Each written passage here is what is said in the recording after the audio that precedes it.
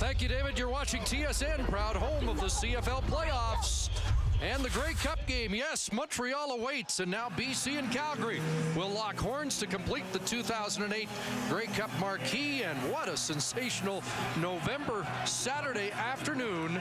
Breeze shouldn't be much of a factor here, and a sellout crowd enjoying 7-degree temperatures. There's Wally Buono, who coaches his 16th Western Final, 5th consecutive with the Lions, and 3-0 on the road yet. 0-3 this year against his old colleague, John Hufnagel, who makes his playoff debut as a head coach in the Canadian Football League and knows that the only matchup against BC that really matters now is this one. And what an important game for Henry Burris. For quarterbacks, the defining moment for them in their career is when they win championships. Henry Burris has to get there to face that defining moment, and he has had some problems in the playoffs. He has to exercise those demons in this one. Calgary Stampeders, 13 wins in the regular season. Henry Burris, arguably the best CFL quarterback ever not to play in the Grey Cup game. Well, McMahon Stadium is the home of the 2009 Grey Cup, but these two teams are only interested right now in punching a ticket to the big game in 2008 in Montreal in 8 days. There's Ian Smart awaiting the opening kickoff as the BC Lions will get their hands on the football first and have that slight breeze at their back in the opening quarter. These two teams faced each other 3 times in the regular season. The Calgary Stampeders winning all 3, including the last game of the regular season, which the Lions said was embarrassing. Well, the Stamps like to wear their black uniforms for special events like Labor Day, and this Western Final is on from McMahon with Ian Smart up across the 30, 35, and finally stopped at the 41-yard line. And Buck Pierce will lead the Lions offense onto the field coming off his playoff debut last week that got some mixed reviews, but I thought all in all it was a strong performance by the young quarterback. Well, it certainly was, because he got the win in hostile territory, Mosaic Stadium in Saskatchewan. Stephon Logan, one of the most dynamic players to play in the Canadian Football League in a long time. There's a receiving core with Geroy Simon, Jason Claremont inside, and the offensive line, Jimenez and Murphy at tackles. And they'll have to deal with some Stampeder fan noise early, and a quarterback draw, so Buck Pierce goes to work on the ground, and he'll get down at midfield, close to 15 for Pierce on the opening play. BC Lions taking a play out of the Calgary playbook right out of the gate to try and settle down the young buck at the quarterback position. And I say that because of the final 4 quarterbacks heading into this weekend. Buck Pierce, of course, the youngest with the least amount of experience. They'll mark it just beyond the 53, so it's a 13-yard run.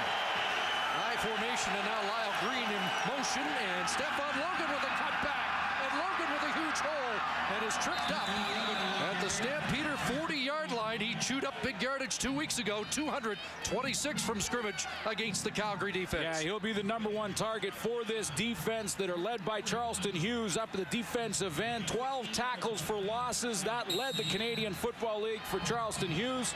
Jawan Armour in 3 games versus BC, 16 tackles. That led all of his teammates on defense. There's the secondary, one change there. J.R. Ruffin playing at halfback in his first game of the season. And that will be an interesting storyline to follow. 16 for Logan. Back-to-back first downs, and time for Buck Pierce to throw. And that one incomplete. Intended for Logan.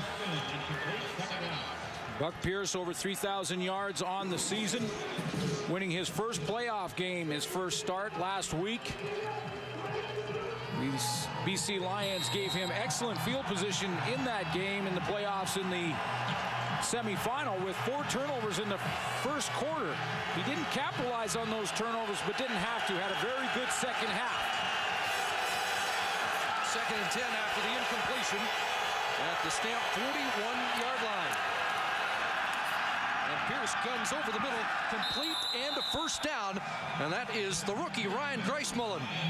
Last game of the regular season, Ryan Greismullen got his first start and a chance to play against this same Calgary Stampeder football team and was the leading receiver in that loss for the BC Lions. He had 5 catches in that game, 113 yards and a touchdown. So right out of the gate here, first series for BC.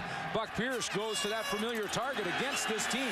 15 for Greismullen. He had a 67-yard touchdown here 2 weeks ago, a game in which BC was dominated, and yet at the end of the day it racked up 499 yards of offense and some early movement on that offensive line, and it looked like the right guard Shirko Haji Razuli.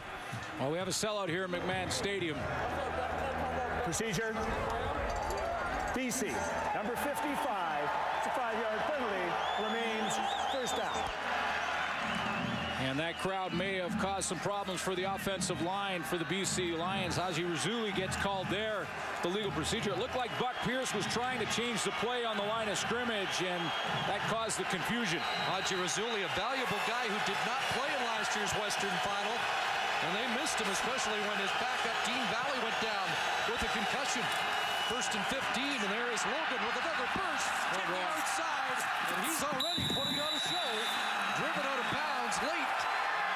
Don't see a penalty flag, but Logan now slow to get up as he's tangled up with the camera at the 15-yard line. Boy, he can cut on a dime and give you change in the hole. This guy can make you miss in a phone booth. Number 26, Stephon Logan, one step to his right. Look at the hole on Juwan Armour. Great cut to the outside there on the defensive secondary, and then he gets pushed out of bounds. He was still inbounds when he got the push. It was just hard enough to take him onto that natural grass on the outside here at McMahon Stadium. The safety Lysak with the jolt at 16 yards and another first down, and the Lions say they're learning more about Stephon Logan every week, and they like what they see. This time the toss left side, and for the first time the Stamps rally to Logan in a hurry, and not much there as Charleston Hughes, first man to make contact. What a year for Hughes, who led all defensive linemen with 66 tackles. I mentioned the 12 tackles for losses, and Charleston Hughes, number 39, right there. Watch him step up the field. He's the guy who has to turn it inside to his teammates. He'll actually spin out of there. Jason Jimenez is trying to block him. He'll take it outside, contain Logan, make him turn into the teammates, and get some help from the rest of that defense. That time they stopped Logan, no gain, second and 10 from the 15. Pierce with time out of the backfield. Logan, and that's busted up on a nice play by Dwayne Carpenter.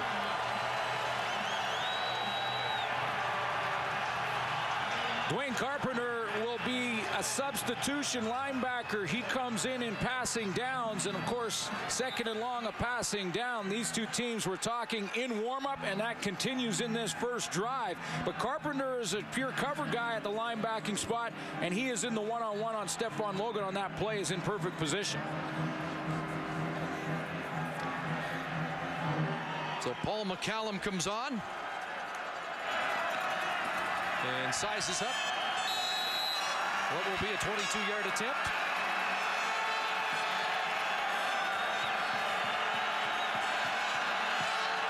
And the first points of the 2008 Western Final go to the BC Lions. Just past the 4-minute mark, opening quarter, and Calgary will take the football at their own 35-yard line, and a strike thrown by Henry Burris to Nick Lewis on the opening offensive play for the Stampeders.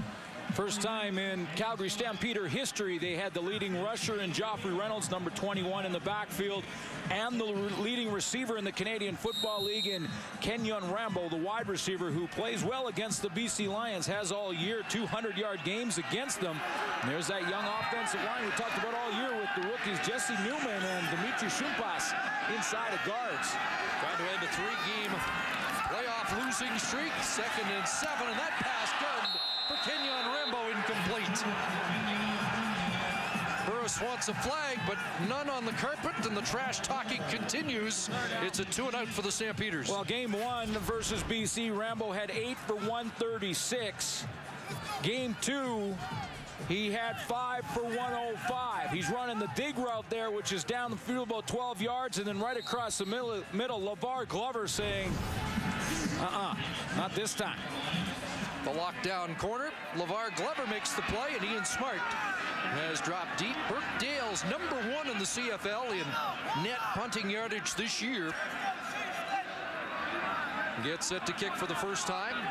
And again, Calgary kicking into the breeze, and with an alignment problem here.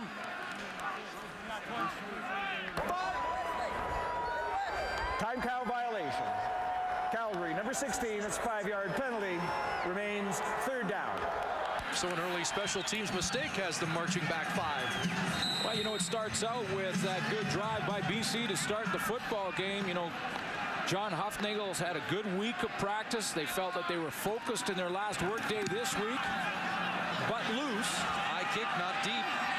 Fielded by Smart on the 40 and nailed. That'll be a 15-yard, no yards against Brandon Browner, the Arrow, who has been called on more than one occasion for that. Welcome back to McMahon, sold out, and on the sidelines, Jock Climbey.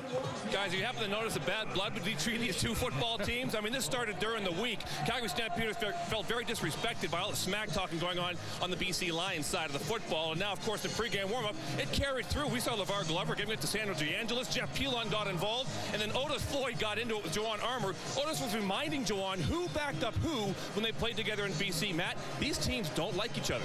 Yeah, Jock, and it's not so much the Stampeders that feel disrespect, it's the BC Lions, and they're trying to gain respect by being more physical, and it's exactly what they did in that first drive, talking with a shoulder pads and helmet and jamming it down the Calgary Stampeders defense. And that's exactly what they want to do here. They want to take Otis Floyd's mantra and his quote from last week and simply step up to the plate and hit Stampeders right in the mouth.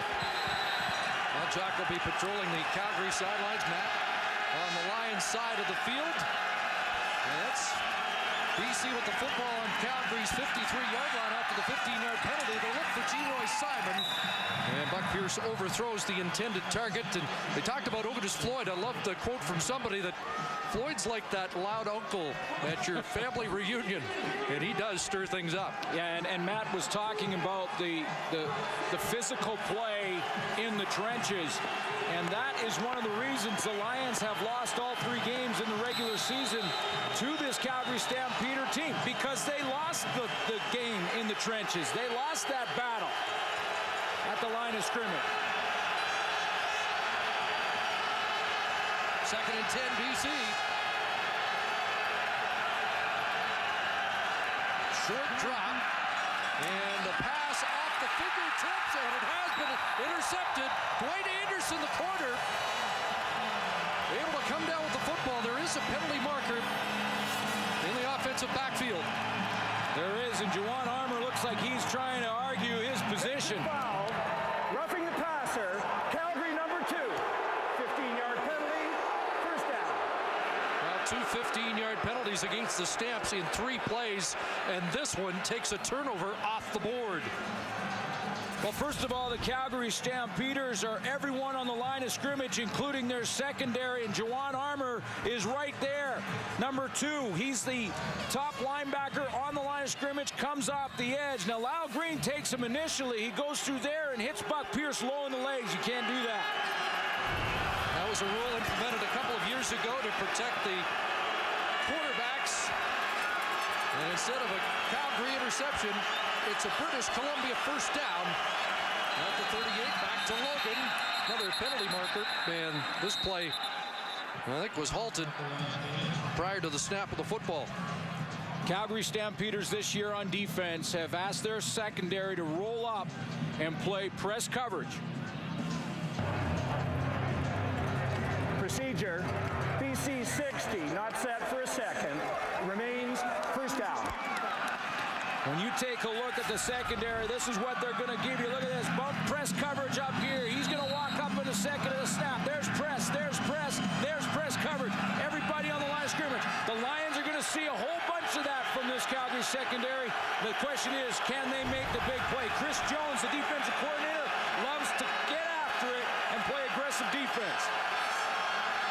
Second procedure call against the Lions. It's 2nd and 15. Quarterback draw. And Buck Pierce can't get by Mike Labinjo, who wrestles him down behind the line of scrimmage. And there's another marker on the field as the tempers have boiled over already here in Calgary. Now, there is a way that you can beat press coverage. In fact, there's a couple of ways. Holding BC number 56. That penalty is declined. It's 2nd down. Mike Labinjo fought through the hold of Rob Murphy to make that play. Chris Jones' theory on that press coverage is that it makes the quarterback make the perfect throw because there is a man close to every receiver. The downside of it is if you get Geroy Simon, if you can get Paris Jackson on a deep row to shake his man at the line of scrimmage, you have the chance for a big play. Penalty decline. They take the loss. It's 2nd and 18. Here comes pressure. They dump it off, and Logan's got it. Reversing field, Stephon Logan can't get outside as he's brought down on a terrific tackle by J.R. Ruffin in his first game of 2008, coming off a terrible knee injury after 5 games of the 2007 season. Well, and we'll watch J.R. Ruffin in coverage as well to see if they can, the BC Lions, can get maybe a one-on-one matchup with Geroy Simon on J.R. Ruffin. Now, in this play, Buck Pierce is forced to dump it off to Stephon Logan, and Ruffin just rallies for the tackle. Big defensive stand, sending BC backwards and out of field goal range. So McCallum angles the punt, and this one's going to bounce into the end zone. And Marcus Howell let it go through the back line. There are markers on the field once again. See what the flag is. The special teams are often a brawl for 45 yards as the cover team tries to get down the field and the return team tries to stop them from doing it. Guys on the sideline mentioned the bad blood. This looks like it's going to be a 60-minute brawl. There was talk, especially on the Calgary side, that the Lions quit 2 weeks ago in the late stages. There was a submission and a tap out. I don't think we're going to get one of those today. No. Guarantee that won't happen. And yes, there was motivation in that last game of the regular season, but not like West Final. Still giving the options to the Lions, so we'll step out and be right back to the 2008 West Final. Well, the score remains 3-0. There was a penalty against Calgary, holding call against Brandon Browner that was flagged at the 10. The Lions take that penalty, half the distance to the goal line, back to the 5. And that's where Henry Burris goes to work, deep in his own zone. There's that zone read play and a keeper for Burris, and he'll get out of bounds, a first down, and give the Stamps offense a little bit of breathing room against this all-star laden Lions defense. Yeah, just 2 all-stars on the offense for the Calgary Stampeders, the #1 team in the West. 5 on the Lion defense, including 3 of those 4 on the defensive line. Cameron Wake, the leader. We've talked at length during the season about him and will again here this afternoon. There's the linebacking core and 2 all-stars in the CFL in the secondary, Baron Miles and Dante Marsh. 11-yard run for Burris, who was 8th in the league in rushing, and they go, hurry up here, no huddle. And a first down up at the 16-yard line. And Burris throws Jermaine Copeland the catch, and he's drilled out by the all-Canadian corner, Dante Marsh. Henry Burris has got to try and exercise some demons here in this playoff game, and that's the goal for him, is to lead this team to protect the football. Dave Randorf, just before the game, mentioned that Henry Burris 1-4 in the playoffs, and it's been that turnover problem over the last 3 years. It's a member of the Calgary Stampeders that he's trying to avoid and eliminate in this one. 4 for Copeland, again, no huddle, 2nd and 6. A pump for Burris, and now scampering, and he'll be brought down short of the first down at the 24-yard line. John Hufnagel has helped tremendously, trying to take some of the burden off of Henry Burris and tell him to manage the game. He doesn't have to win the game, and try and avoid some of the turnover problems that he has had. 7 interceptions, 2 touchdowns in his last 3 playoff games. He's also had some fumbles. In fact, 10 turnovers for Henry Burris in 12 quarters in the playoffs over the last 3 years. That's what he's trying to eliminate. So far, so good in this football game, but Burris is trying to cut that out, and they feel if they can do that, they should win this game. Slow start for that. Heads up! Stamps offense.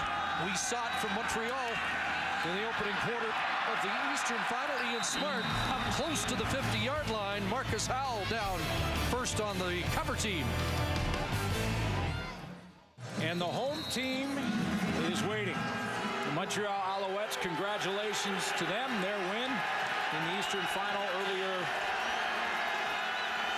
this afternoon. Lions trying to make it the same matchup as 2006.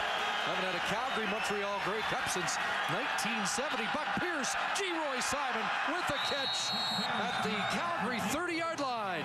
There's the matchup we talked about. G-Roy Simon, the first chance that Buck Pierce got to go to this one-on-one on J.R. Ruffin.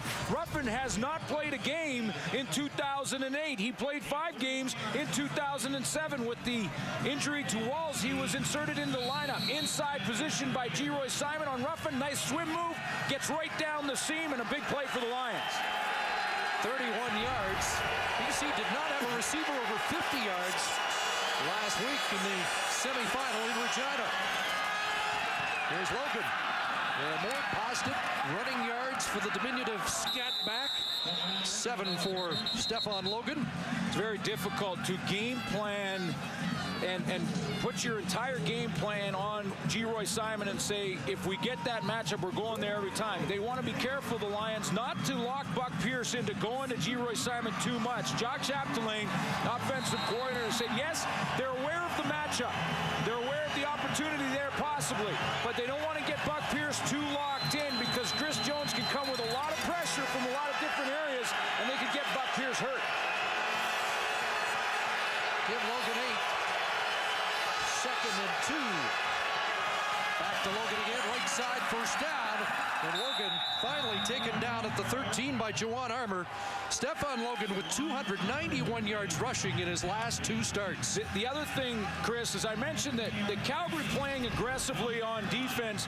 One way for the offense to beat that when you're up in press coverage is to try and make the big play in the passing game with your receivers on a deep ball. The other way is to run the football because those DBs have turned their back to the play. They can't help the front 7. 1st and 10 at the 12. And Pierce to throw. And that one over the head of Logan coming out of the backfield. This is a changeup, it looks to me, for the Calgary Stampeders. This is a play that worked in the last game of the regular season for BC. They bring Stefan Logan out of the backfield. Logan right there in the middle of your screen there. He's going to come out of the backfield to his left, and usually it's a linebacker that will pick him up. The Calgary Stampeders have gone this time with Wes Lysak, number 31, the safety, who stepped in between that and made Buck Pierce throw it over his head. That means the safety's out of the middle, however. 2nd and 10, and Juwan Simpson checks in on defense for the Stamps. And Pierce flush throws it end zone.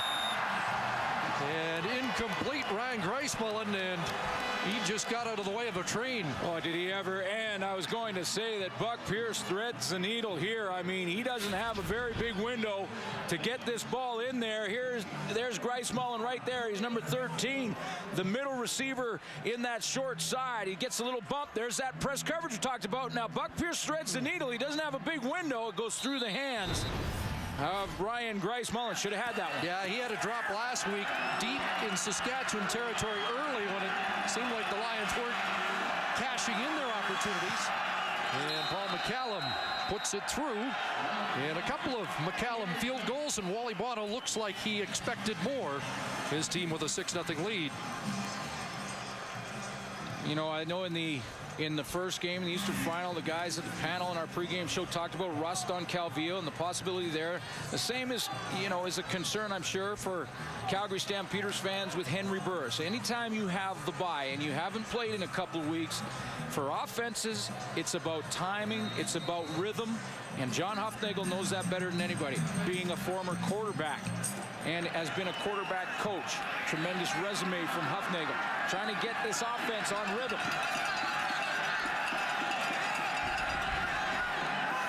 So Henry Henry Burris and the Stamps take over at the 35. Joffrey Reynolds, the CFL's leading rusher this year, the ball carrier for 3 tough yards. John Hufnagel and Henry Burris have been a dynamic combination this year. Their first working together. When I first took the job and I met with Henry, I just told him, you know, his job is to be a leader on this football team, manage the game plan that's presented to him. It's my job to get the players around him to help him win football games. And it's been a winning tandem in formula so far. 2nd and 7, the long out, and it is complete. Kenyon Rambo, LeVar Glover gambled a bit there, and Burris was able to sail it over the corner's head into the hands of the top receiver in the CFL. And if you want to get your offense in rhythm, go to your go-to guy, and that's Kenyon Rambo for the Calgary Stampeders, who makes a great catch. This is the kind of throw and catch that can put an offense right in their zone, because it was a contested throw, because you're right, LeVar Glover took a gamble, came underneath, and Kenyon Rambo maintained concentration. Rambo great in last year's Western Semi, 154 yards on 5 catches, and Joffrey Reynolds off the left side up to the 53-yard line, close to 5 for Joffrey Reynolds, who, like Henry Burris, has some playoff demons as well. Yeah. 3 fumbles in the last 3 playoff starts for Joffrey, and he has averaged under 50 yards per game in his last 3 playoff starts. But they have to get him going, and because the Calgary Stampeders against BC this year have been unbelievable running the football. Joffrey has 200-yard games against the Lion defense along the ground. George Cortez knows his importance and the balance that can help out Henry Burris a ton. But when you look at rushing against the BC Lions, the Calgary Stampeders are killing them at the line of scrimmage. Reynolds to the sidelines, and Demetrius Summers checks in at running back, 2nd and 5. And Burris in trouble, and the Lions have got to the Calgary quarterback for the first time today.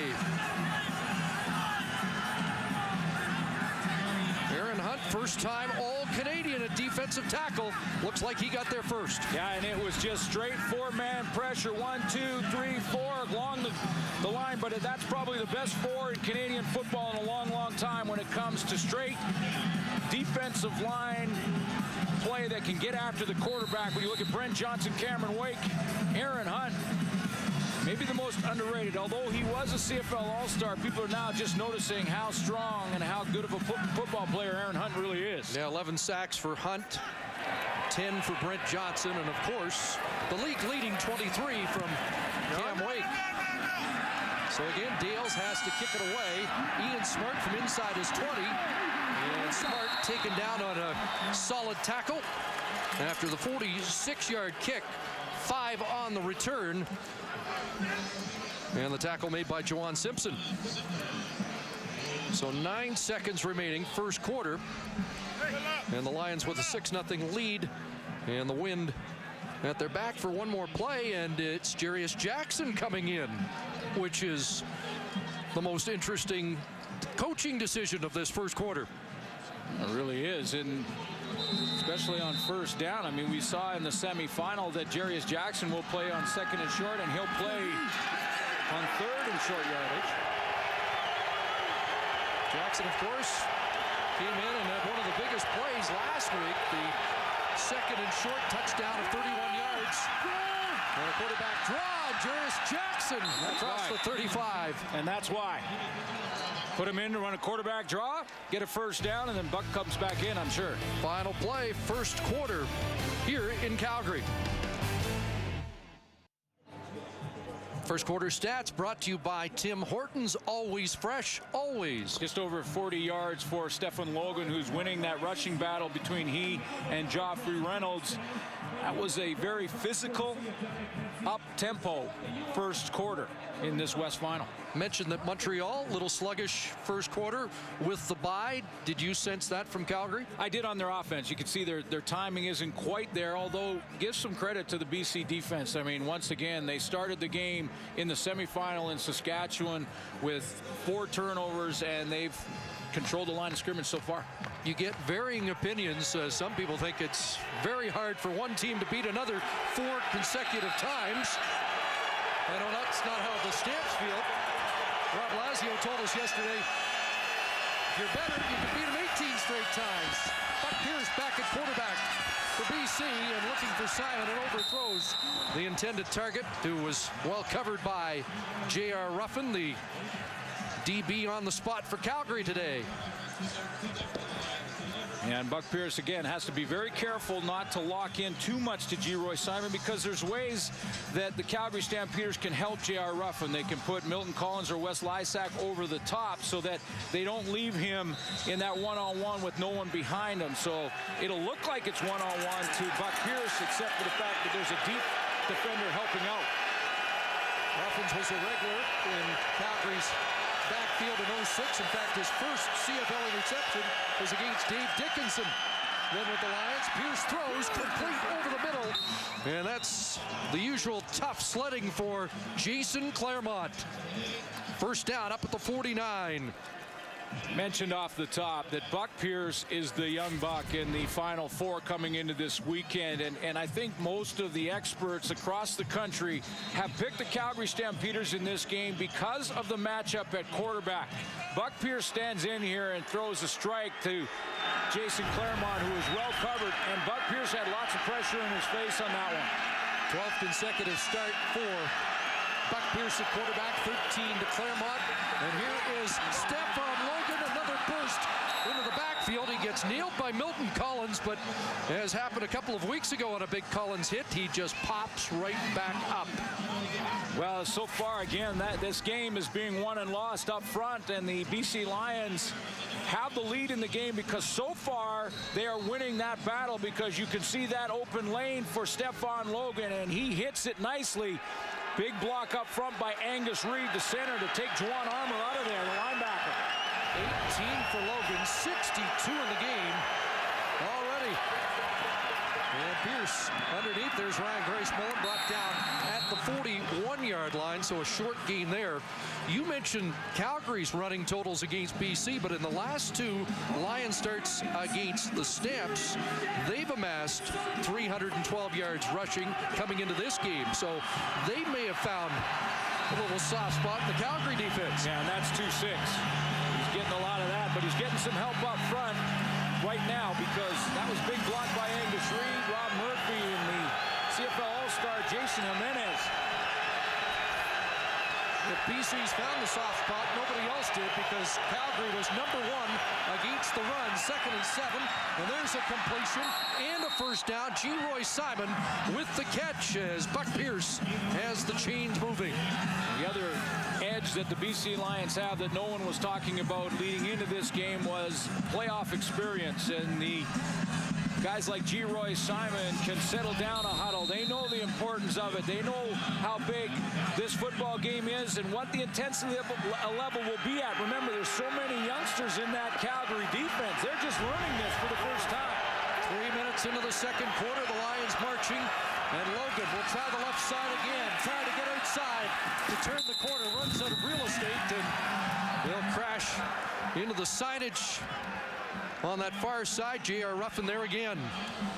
Stephon Logan went to South Dakota, and through his bio, I was amazed to learn that in the 45 games he played in college, 34 of them he was over 100 yards rushing.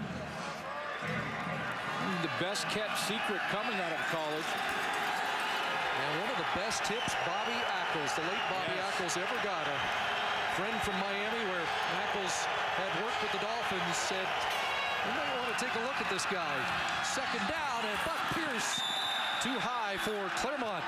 Incomplete. We had Claremont open, and he tried to throw him to the outside because of the presence of Milton Collins, who was working his way from the safety spot and working over. Buck Pierce in the last game of the regular season threw an interception as he was trying to get it to G-Roy Simon on the very same spot on the field in a very similar play, and Collins was the guy who came over and intercepted it. That time he rushed to throw a little bit so that he wouldn't have it intercepted. So Paul McCallum back on.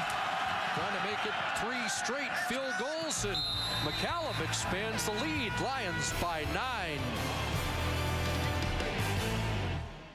Well, the Stampeders have won 8 of their last 9 games, 10 of 12. But here they are in a 9-point deficit. 4 minutes into the second quarter as McCallum kicks it deep. And here's Demetrius Summers on the return. It's a good one. Up across midfield, and he tightropes it into BC territory.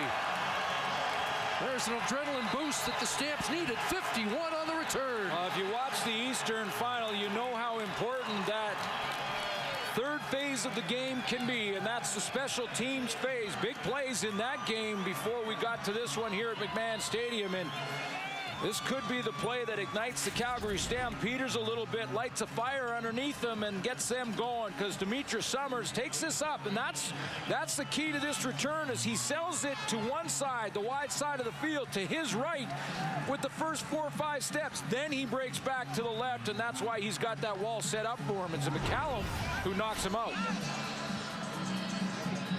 Got an injured BC line on the field, so we'll step out. Jason Araki, the fine special team man, is down.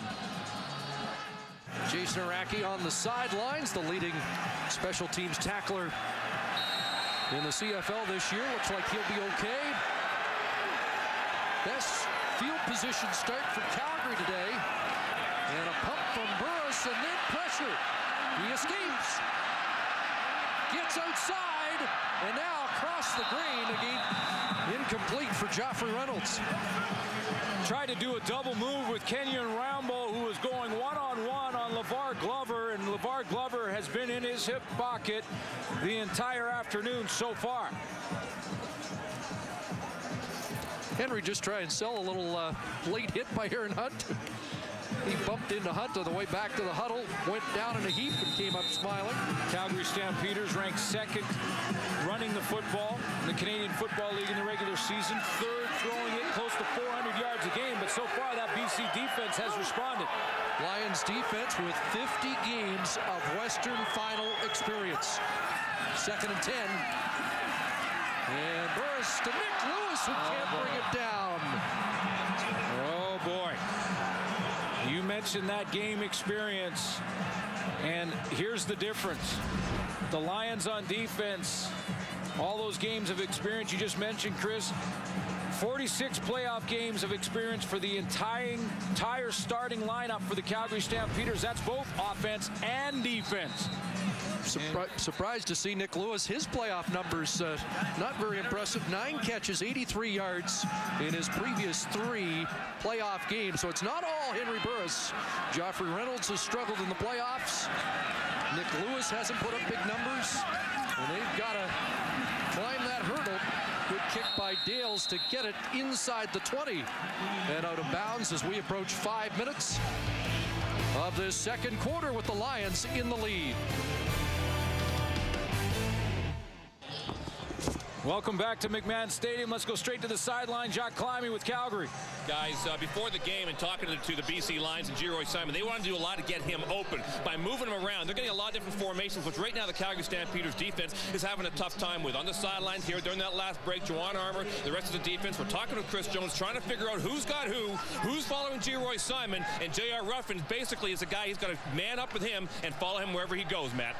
Chuck, offensive line domination, defensive line domination for the BC Lions. They're out physicaling the Calgary Stampeders. Defensively, what they've done is simply slid Aaron Hunt over the top of Lazio, getting a draw on a double team, freeing up Jesse Newman, and trying to attack the youngster in his gap. Matt Wally-Bono's message was to be more physical, don't turn the ball over. And so far, it has been a key combination for the Lions. Stefan Logan stacked up that time. Miguel Robide, the former #1 draft choice of the Stampeders, plugging the hole. 1 sack against the Lions in their 3 games in the regular season for Robitaille, and got a little help there from Juwan Armour, who led all of his teammates in tackles against the Lions in 3 games. So the two get Buck Pierce backed up in the shadow of his goalpost in 2nd and long, which plays to the defensive side of the ball. Robitaille challenged in training camp by John Hufnagel to step up and prove that he deserved a spot in his team. And he's had a solid season, 5 quarterback sacks. No gain for Logan, 2nd and 10. And here comes the safety blitz from Lysak. They get it away. Complete to Claremont, but brought down by Brandon Smith. And that'll be well short of the first down. Wes Lysak did come on the blitz. You're absolutely right, Chris, and it was well blocked and picked up by the BC Lions on offense. There's the safety there. He's sneaking up into the line as Buck Pierce calls the signals. Now he goes, and he's trying to go right through that gap. Look at Lyle Green. Steps right into him, so Buck Pierce has the time to throw it. But a quick close by Brandon Smith holds BC short of that first down yard mark. Best defensive sequence in the first 2 and out for BC. Howell waits at his 50. Is this where Wally Bono exercises the option to give up a safety? It is indeed. And McCallum's going to try and take some time off the clock first as he does step out. And so Calgary is on the scoreboard now, down by a converted touchdown. So 9-2 the score. Henry Burris has said that being winless as a playoff starter in Calgary is history, and he doesn't want to really talk about it, but it was interesting that John Hufnagel addressed it with his quarterback this week. Yes, he did. He has the experience of working with Peyton Manning, who was going through a very similar situation as Henry Burris is, in that he had not won that big game, and he actually had a PowerPoint presentation showing some of the old clippings where the media was hard on Peyton Manning, said he couldn't win the big one. He showed that to Henry Burris this week in a one-on-one conversation with the PowerPoint, and then he showed him the headlines after Peyton Manning threw 5 touchdown passes in the Super Bowl and they had won, and said, "That's your time." Yeah, there were some striking similarities. Manning 0 for 3 in big games, trying to get to the Super Bowl. There's Marcus Howell taking the return. Good decision to opt for the kick return, because Marcus Howell brings it back 35 yards, and that's a lot better than scrimmaging at your own 35. And how would you like to be Henry Burris, to be sitting in that meeting with John Hufnagel and understand his history and his resume, the quarterbacks that he has worked with, and it's been there, done that. And John Hufnagel can say that to him, and Henry Burris can have nothing but confidence. Yeah, there's probably a little rust, the timing a little off after the bye week, but they'll start to get that together, and Henry Burris has had such a great season. You saw Brian Williams' piece on Mark Trestman, the NFL quarterbacks he's worked with. Of course, John Hufnagel has worked with both Peyton and Eli Manning. And here's Joffrey Reynolds, short gain as he's brought down. Corey Banks up there to help out on the tackle. But Henry Burris knows that the long list of great quarterbacks Hufnagel's been involved with, and he wants to rank near the top. He has so much knowledge and had such a historic background as far as places he's coached, the people he's coached. And like I said before the season, I want to make sure when this season or my time as far as playing under John Hufnagel is done, he'll always say that I'm one of the best quarterbacks that he's ever coached him. And I want to do whatever it takes to be mentioned as one of those guys. Well, some early movement on that offensive line as Burris was sizing up 2nd and 7, but they'll have to march back 5. Yeah, it's a couple of those quarterbacks that Procedure. Calgary, number 52. It's a 5-yard penalty. Remains 2nd down. that Henry Burris talked about, that John Hufnagel has worked with. Guys like Tom Brady, Peyton Manning, who we mentioned in the National Football League. Don't get two bigger names than that. Doug Flutie, Dave Dickinson, Henry Burris, Jeff Garcia from the Canadian Football League, and in a couple of those guys case both leagues. As Jesse Newman called, here's the screen. Reynolds caught from behind and brought down. Brent Johnson, big defensive play as Reynolds saw a lot of green ahead of him, but The former top defensive player in the country and twice top Canadian makes the play. Little screen pass here from Henry Burris. He's just going to drop out of there. There's Burris right there in the shotgun. He's going to drop out of here, and a little stunt by Brent Johnson. Almost gets his hands on that one. Remember, he knocked one up that was intercepted by Tyrone Williams in the semifinal a week ago. That one, he almost got his mitts on there, and he's the guy who chases down the target from behind. So that Calgary offense is yet to really get any traction. 3 2-and-outs in 5 possessions. And we are midway into the second quarter. And Dales will try and pin BC deep once again. Smart drops it at his 12. And then is forced out inside the 20, a 43-yard punt, and Ian Smart with 4 on the return. BC Lions in the first quarter sustained a couple of drives because of Stephon Logan. Those last couple, they're backed up a little bit, and the Calgary Stampeders have made some adjustments defensively to try and get BC in a second and long, and that means you have to stop Stephon Logan on first down.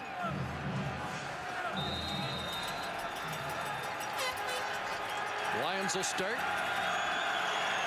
at the British Columbia 18-yard line. Bunch formation to the short side of the field. And Logan again finds room up the middle.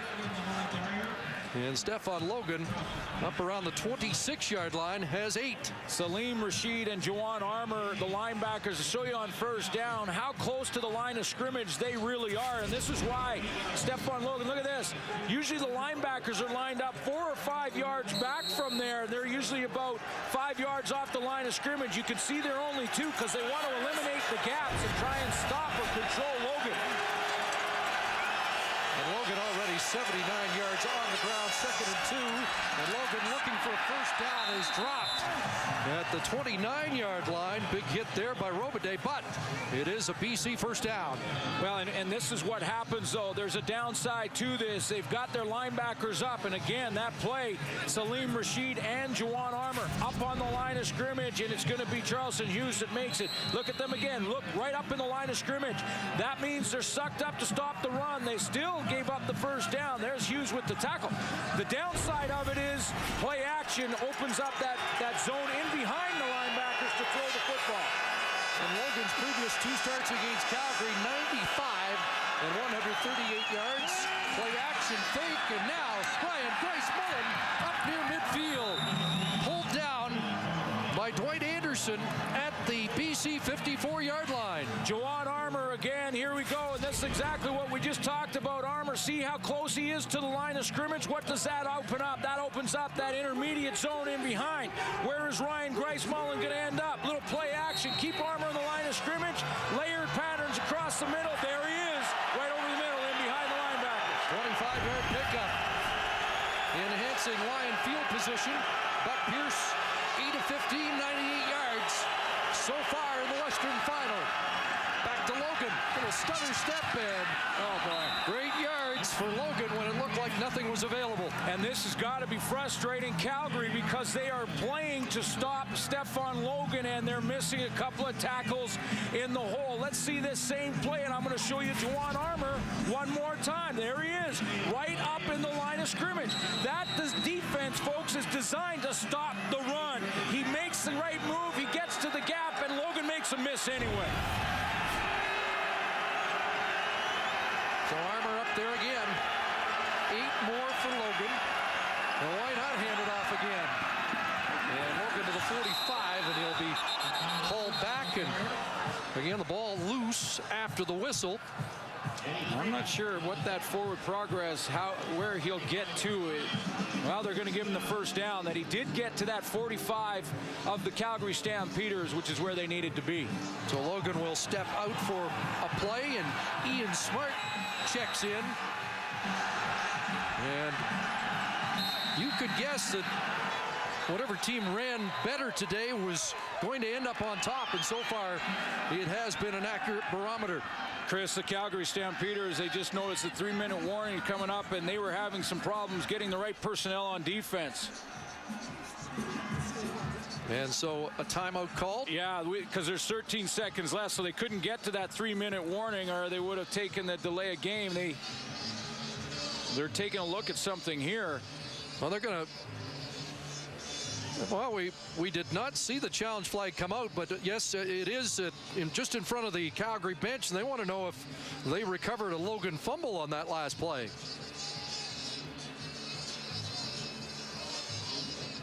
John Huffnagel does have the challenge flag on the field, and he's telling Bud Steen what he wants to have a look at. Yeah, and they moved the sticks, but they haven't run another play, so the challenge flag came out in time.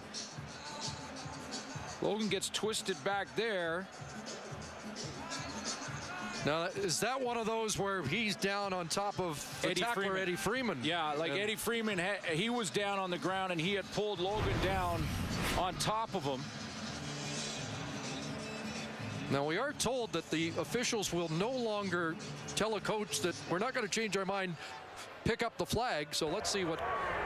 Calgary is challenging the ruling on the field that forward progress was stopped. We'll review the play. So after a long discussion with John Huffnagel, forward progress had stopped. And that's, I think the officials are saying no fumble because forward progress had stopped there and the whistle had blown.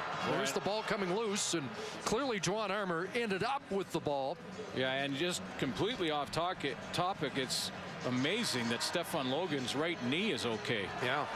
Oh, he got twisted and bent underneath Eddie Freeman. Now, they have ruled this year that if the ball carrier's forward progress has stopped and he is pulled down on top of a tackler who's on the ground, he is ruled down by contact there.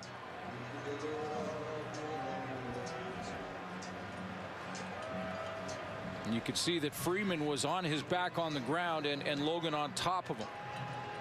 There enough evidence to change Bud Steen's mind on that replay. It could be a big play in the game because right now BC's got a first down at the Calgary 45. Well, no question, huge play, and it has to be conclusive to overturn because the sticks were already moved to indicate a first down for the BC Lions. We have not had a turnover in this first half of play. And Stefan Logan, 12 carries, 93 yards already in this first half. Upon review, the player's forward progress was stopped. It is BC's ball. I think the correct call is made there without question, and first down for the BC Lions. More look at it, like his forward progress, not there, but right there as he twists backwards and now is on top of the tackler who's down before the ball came out. Seen Wally Botto a lot on the sidelines. I've never seen him as intense as we've seen him so far today. Pressure, and that pass incomplete, and the flag in the backfield. It's going to be holding against the Lions.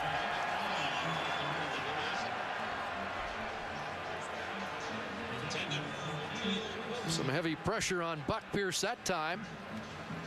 Now, Shannon James was in the backfield. He was part of it. Looked like he came off the edge. Holding BC number 64. The 10-yard penalty will repeat first down. So they will march them back to midfield. And it will be 1st and 20. And now they have given the benches the 3-minute warning, a 7-point BC lead. 1st and 20, back at midfield after the holding call. Pierce stands in and throws, and it's complete. Simon breaks the tackle, and then he gets wrestled down by Juwan Armour. High tackle, and I think Giroy thought he might have been face masked on the play. And Jock Calamy talked about how the BC Lions have come with some different formations. You've noticed Giroy Simon, this is his inside position. He plays inside in the slot back spot. What's different about the formation, though, is that Jason Claremont, who is also a slot back, lined up at wide receiver on the same side. So a different look for the Calgary Stampeders. And Giroy, you're right, wanted that face mask call. This drive started at the Lion 18. Back to the Calgary 46, where it's 2nd and 11. And Pierce with another dart to Ryan Grice-Mullen. And the Lion drive will continue. Now, again, Ryan Grice-Mullen is wide receiver, and he plays wide receiver on the short side. He's going to catch this slant route from Buck Pierce coming right over the middle from this direction. Here he comes there. Now, there's the thing. On the wide side of the field, again, a very different formation. Geroy Simon as a wide receiver. Claremont inside at the slot back spot. So, again, different formation for Calgary to handle. Boy, that's a big second down conversion for Pierce. First down, Stefan Logan. And he's grabbed and dragged down. That's a 3-yard gain. And Mike Labinjo on the tackle. It's a key second down and a key drive for both teams here, because like last week, when you talk about the Calgary Stampeders, they need to stop here. They haven't got their offense going, and they can't afford to slip in and give up a major here. Wally Buono from last week in the semifinal had those 4 turnovers in the first quarter, didn't capitalize on. It didn't hurt him there, but this is the Calgary Stampeders offense. Free for Logan. He has 95 and a half, 2nd and 7. Pierce stands in, throwing, and over the head of Claremont and Shannon James. The top defensive player on the Stampeders this year was stride for stride. Well, you got Geroy Simon and working with Jason Claremont. There's Claremont right there. Simon is going to waggle down here, and then he's going to try and make the pick, and Claremont does the wheel around him. So watch how this develops. When you get press coverage, that's defensive backs and linebackers in bump and run. If you can run those rubs, those pick plays, you might get a guy open. That time, James fought his way around it. So Paul McCallum trying his 4th of the first half. This from 32 yards out.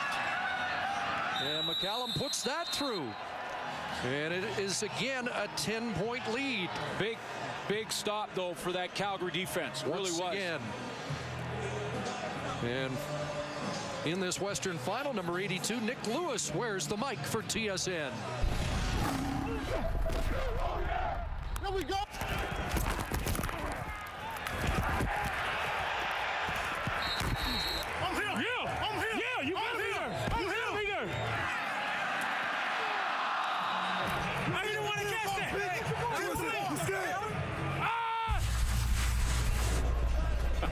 One guy who loves to talk against a defense that loves to chirp as well. Well, and Henry Burris has got to go back to Nick Lewis as soon as he can and try and give him another one of those throws down the seam, or at least get the football in his hands, because you know that drop is still weighing on his mind.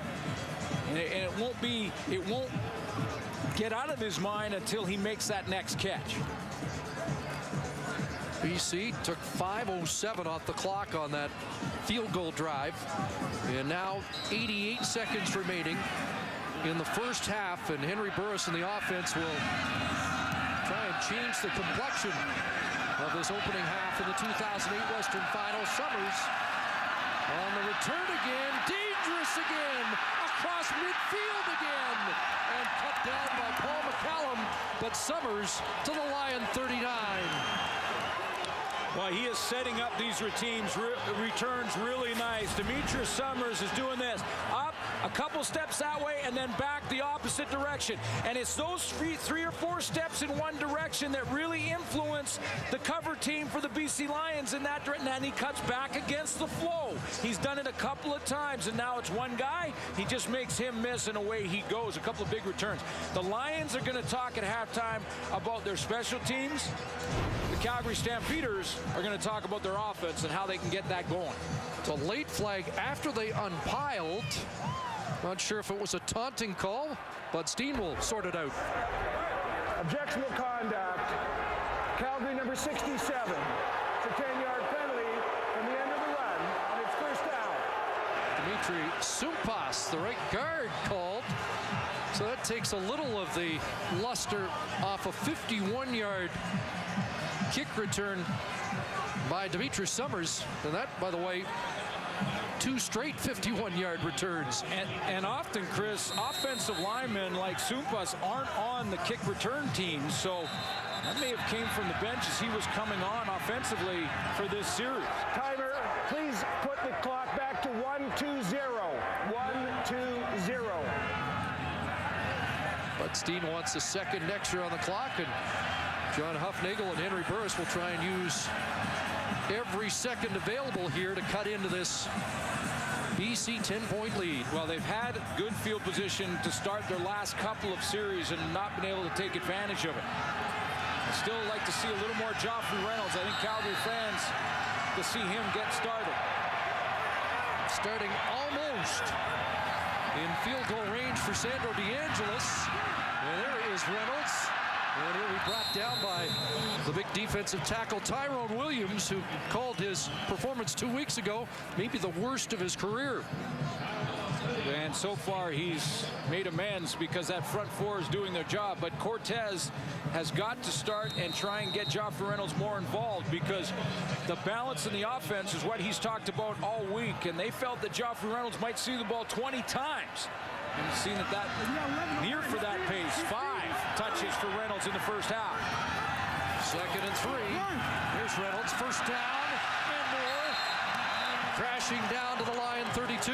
It'll keep the defensive line off balance, Chris, because it's pretty simple. Defensive linemen, they want to pin their ears back and get after the quarterback. If you're throwing all the time, they get into that rhythm. They can even try and anticipate the snap count. They get out of their stances in a hurry. If you start to run the ball, if you start to dump it to the backs, they have to read and take a look at Joffrey first. I think Joffrey Reynolds might have been nicked. He took himself out. It was late before Demetrius Summers came into the game. In fact, he wasn't there for the huddle, but does take the handoff and breaks a tackle. And another Demetrius Summers to the 24.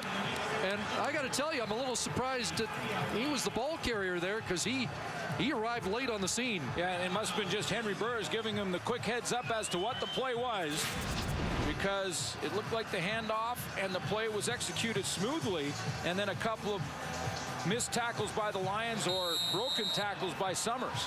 Otis Floyd couldn't bring him down. Barrett Miles does.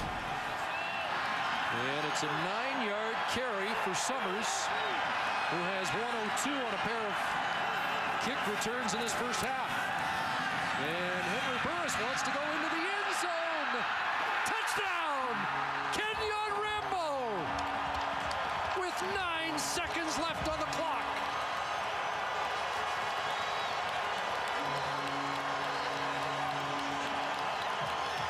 It took almost an entire half, but finally the Stamps offense reports for duty. This game is all about momentum. The Lions had it. Calgary Stampeders just grabbed some of it in one throw. And it was a contested catch in the back of the end zone. And what a catch by Rambo. All Canadian against all Canadian. Rambo over Dante Marsh. 4 plays. 1 minute 19. DeAngelis the extra point. It's a 3-point Lion lead, but a much different game now than it was a very short time ago. 8 touchdowns receiving in the regular season for Kenyon Rambo, working one-on-one on Dante Marsh, who's going to open the gate a little bit. And what that means is, as Foul. Unnecessary roughness. BC, number 27. The red ball foul. 15 yards will be applied on the kickoff. That's a LeVar Glover penalty. As Rambo ran by Dante Marsh, he opens the gate. He doesn't get physical with him. He won't get his hands on him. And he allows him that straight go to the back of the end zone, then tries to catch up. He does catch up, but not in time.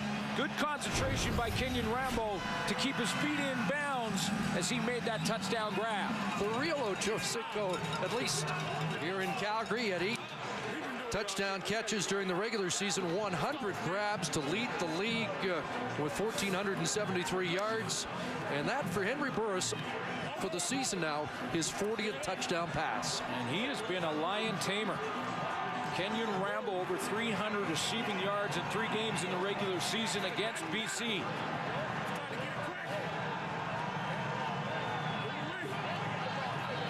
And for Calgary, the first 8 Henry Burris passes went for 27 yards, but that was a 22-yard strike. And kicking off from the 50, DeAngelis puts it in the end zone, and Ian Smart will bring it out. And is tossed down at the 16-yard line with 4 seconds left for Buck Pierce to kill in this first half. Let's find out what Glover did to get the 15 yards. Well, it may not affect the scoreboard here. He's right at the top of the line here, and he comes off the edge on the extra point. Cornish right there, and he takes a shot to the head of Cornish. You know, a lot of pushing and shoving, a lot of stuff after the fact, a lot of trash talking in this game. Both these teams know what is at stake, and they've got to rein that stuff in, because a bad penalty in the second half in a possession game can cost you the football game. Well, it was a half dominated by the Lions, but Buck Pierce, as he takes the knee to run the clock out, will only take a 3-point lead to the locker room through 30 minutes of the West Final. We're gonna show them. Talk is cheap, baby. Walking is expensive. Pay up. I'm so scared of these guys. Scary.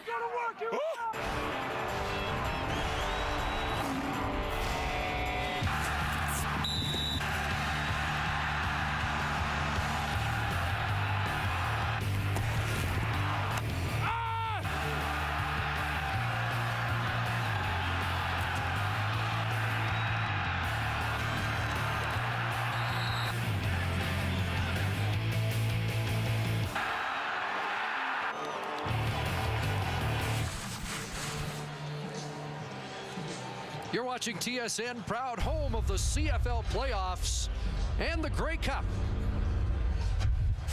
And this Western Final, 12-9 as we head to the third quarter. But first, Farhan Lalji with John Huffnagel. Coach, after not being able to move the ball for most of that first half, how big was that last drive for Henry and the offense? Well, it was big, no question about it, for both sides of the football. It was very important for us to get some points on the board before we went into halftime. Now we got to keep on going in the second. Yeah, how good do you feel right now? As much as the yardage has gone in BC's favor, you guys are right in this. Well, our defense, you know, we got to stop them sooner, but they did a great job of keeping out of the end zone. They had to settle for field goals to give us this opportunity in the second half. Thanks, Coach. Thanks. So your thoughts? Well, the offense for the Calgary Stampeders have had to deal with that defensive line for the BC Lions, who have played a lot better in this game than they did in the regular season. And these two teams are right now 30 minutes of football away from a trip to the show. And it's not just about the regular season for these players. It's about their entire careers, all the time in the gym, all the time lifting weights, all the time they thought about getting to a championship game. 30 minutes away from accomplishing that. Calgary kick returns to the dangerous third quarter underway, and Demetrius Summers again up to the 40-yard line before he's taken down. Tad Crawford, the reserve safety, with the special team tackle as we compare the quarterback numbers through 30 minutes. Well, you know, a lot will talk about what Henry Burris did not do in the first half. I want to talk about what he avoided, which is the interceptions, and that was the demon that he had to exercise in his playoff experience in the past. And Buck Pierce did the same thing. Didn't make any major mistakes, and he did move the football. 10 of 18. He got Stephon Logan involved in a big way in the first half. Those numbers hard to believe for Henry Burris, coming off a personal best season of over 5,000 yards rushing. There's Joffrey Reynolds, brought down quickly by former Stampeder, Grey Cup winner in 01 with Calgary, Otis Floyd. And so far, that front seven, and in particular the front four for the BC Lions, have controlled Joffrey Reynolds for the most part. He had a couple of plays late in that first half. Aaron Hunt, you heard Matt Dunnigan talk about they moved Aaron Hunt in, so he's over Rob Lazio to center a little more. Cameron Wake's making some tackles. He's been held up pretty well in pass rush. 2nd and 8. Here comes that rush, and that one almost intercepted. Dante Marsh had his hands on it, intended for Kenyon Rambo. And the key for the BC Lions coming in was to cancel all the gaps in the line of scrimmage. Let's take a look at that defensive front seven. Let's say Cameron Wake has the outside gap. That's called C. There's B gap, Aaron Hunt. Tyrone Williams, let's say he has the other one on the opposite side, Brent Johnson. That's another gap canceled. You take one linebacker in that final two and Javi Glatt in the middle one. Now you've canceled the gaps, and you allow one linebacker to scrape to the football like in Jamal Johnson. Mike Benavides said that was the priority. Try and get the Calgary Stampeders in 2nd and long. Great duel of defensive coordinators, Mike Benavides and Chris Jones. And here's Ian Smart with the return. Kicking it outside. Burt Dale's trying to track him. And Dales comes up with the tackle. But Ian Smart inside the Calgary 40-yard line. 55 on the return. Take a look at this punt cover team, and I'll show you the breakdown. It's going to be J.R. Ruffin. He's going to come down the field. Now, it's all about lanes and making sure everyone is in the lanes. Ruffin is right in the middle. He is going to trip, and that'll be the lane that is vacated. There's the trip there. He goes down. Now that middle lane, he's out of that middle lane. He was supposed to be right here. He's not there, and that's where Smart hits it. One guy goes down on the special teams. It was J.R. Ruffin, and that opens up a running lane. Ian Smart led the league in kick returns, number 2 in punt returns. Rips off 55, and it's a first down at the 38-yard line, and Buck Pierce goes to work. Back to Logan out of the backfield, and Stephon Logan with a first down, or close to it. And I know the Lions felt that Calgary didn't have an answer for 26 in the first half. No, they didn't. And this is a different way to use him for the BC Lions, is to get him out of the in the flat and throw him the football. He was effective running it. This time, Buck Pierce takes a look at him. He goes looking the opposite direction, fakes the run, and then throws it out into the flat to him. He caught 8 for 88 2 weeks ago here at McMahon. First down, and Logan with another carry, and he can take the punishment as he brings it down to the Calgary 20-yard line. A lot of his 95 yards in the first half along the ground were those cutbacks, and he is so good at it. He hits the outside, then he'll cut back into the middle right there. Couple steps to the wide side, and then cut back up against the flow. And it's not only his tremendous quickness, his ability to change direction, but for Stephon Logan, it's his courage. He'll hit it in there. He's now over 100 yards, 3 times 100 yards in the regular season, now twice in the postseason. Has it again. Oh, baby. Escape that. Oh, baby, look at that one. Oh, he may have been shaken up on this one. He has been so durable, but got into a vulnerable position that time after another brilliant run. I don't know how he got through that line of scrimmage, because he got hit hard at the hole, spun out of that one to get it down on the doorstep, and both players down. Brandon Smith also down on the play.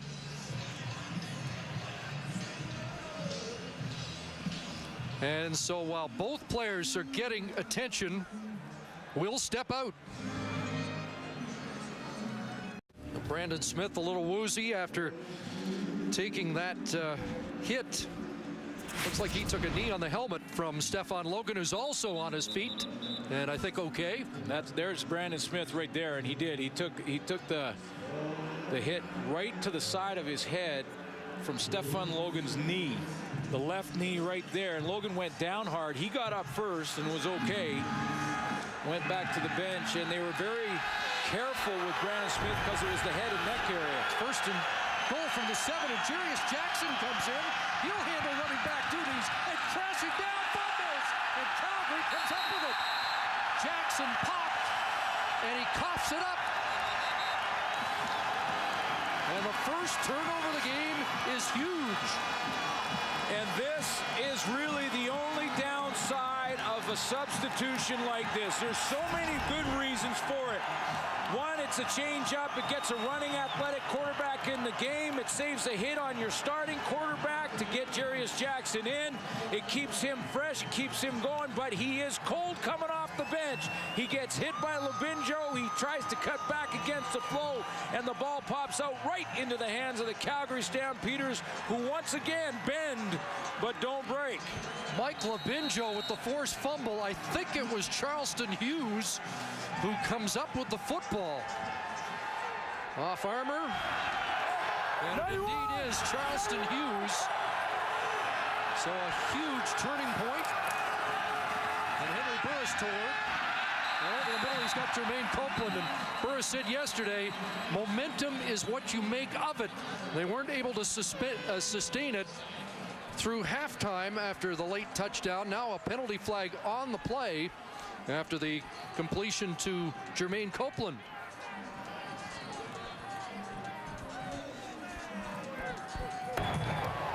Illegal contact on a receiver. BC number 24. The gain was greater, therefore the penalty is declined. First down. Corey Banks call. A non-factor as they take the catch by Copeland, who was held to just 4 grabs against the Lions in 3 regular season meetings. So first and 10. And a little more room to operate for the Calgary offense. 4-man rush, time, over the middle, Nick Lewis got it. Hit by Baron Miles, but this time, Geronimo holds on and has 18. Cameron Wake, though, I think is going to draw a holding call, and this play may be coming back, Chris, as he came off the edge, and it looked like he was going on Ben Archambault right here, number 91. Calgary, number 65. Penalty will be applied half the distance to the goal. Repeat, first down. There it is on the left tackle.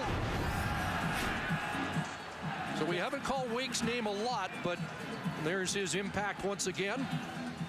Well, I think over the last 3 weeks of the regular season and the first playoff game, he probably has drawn 5-6 holding calls, and there's likely been, according to Wally Buono, probably another 5-6 that haven't been called that could have. That's a big one.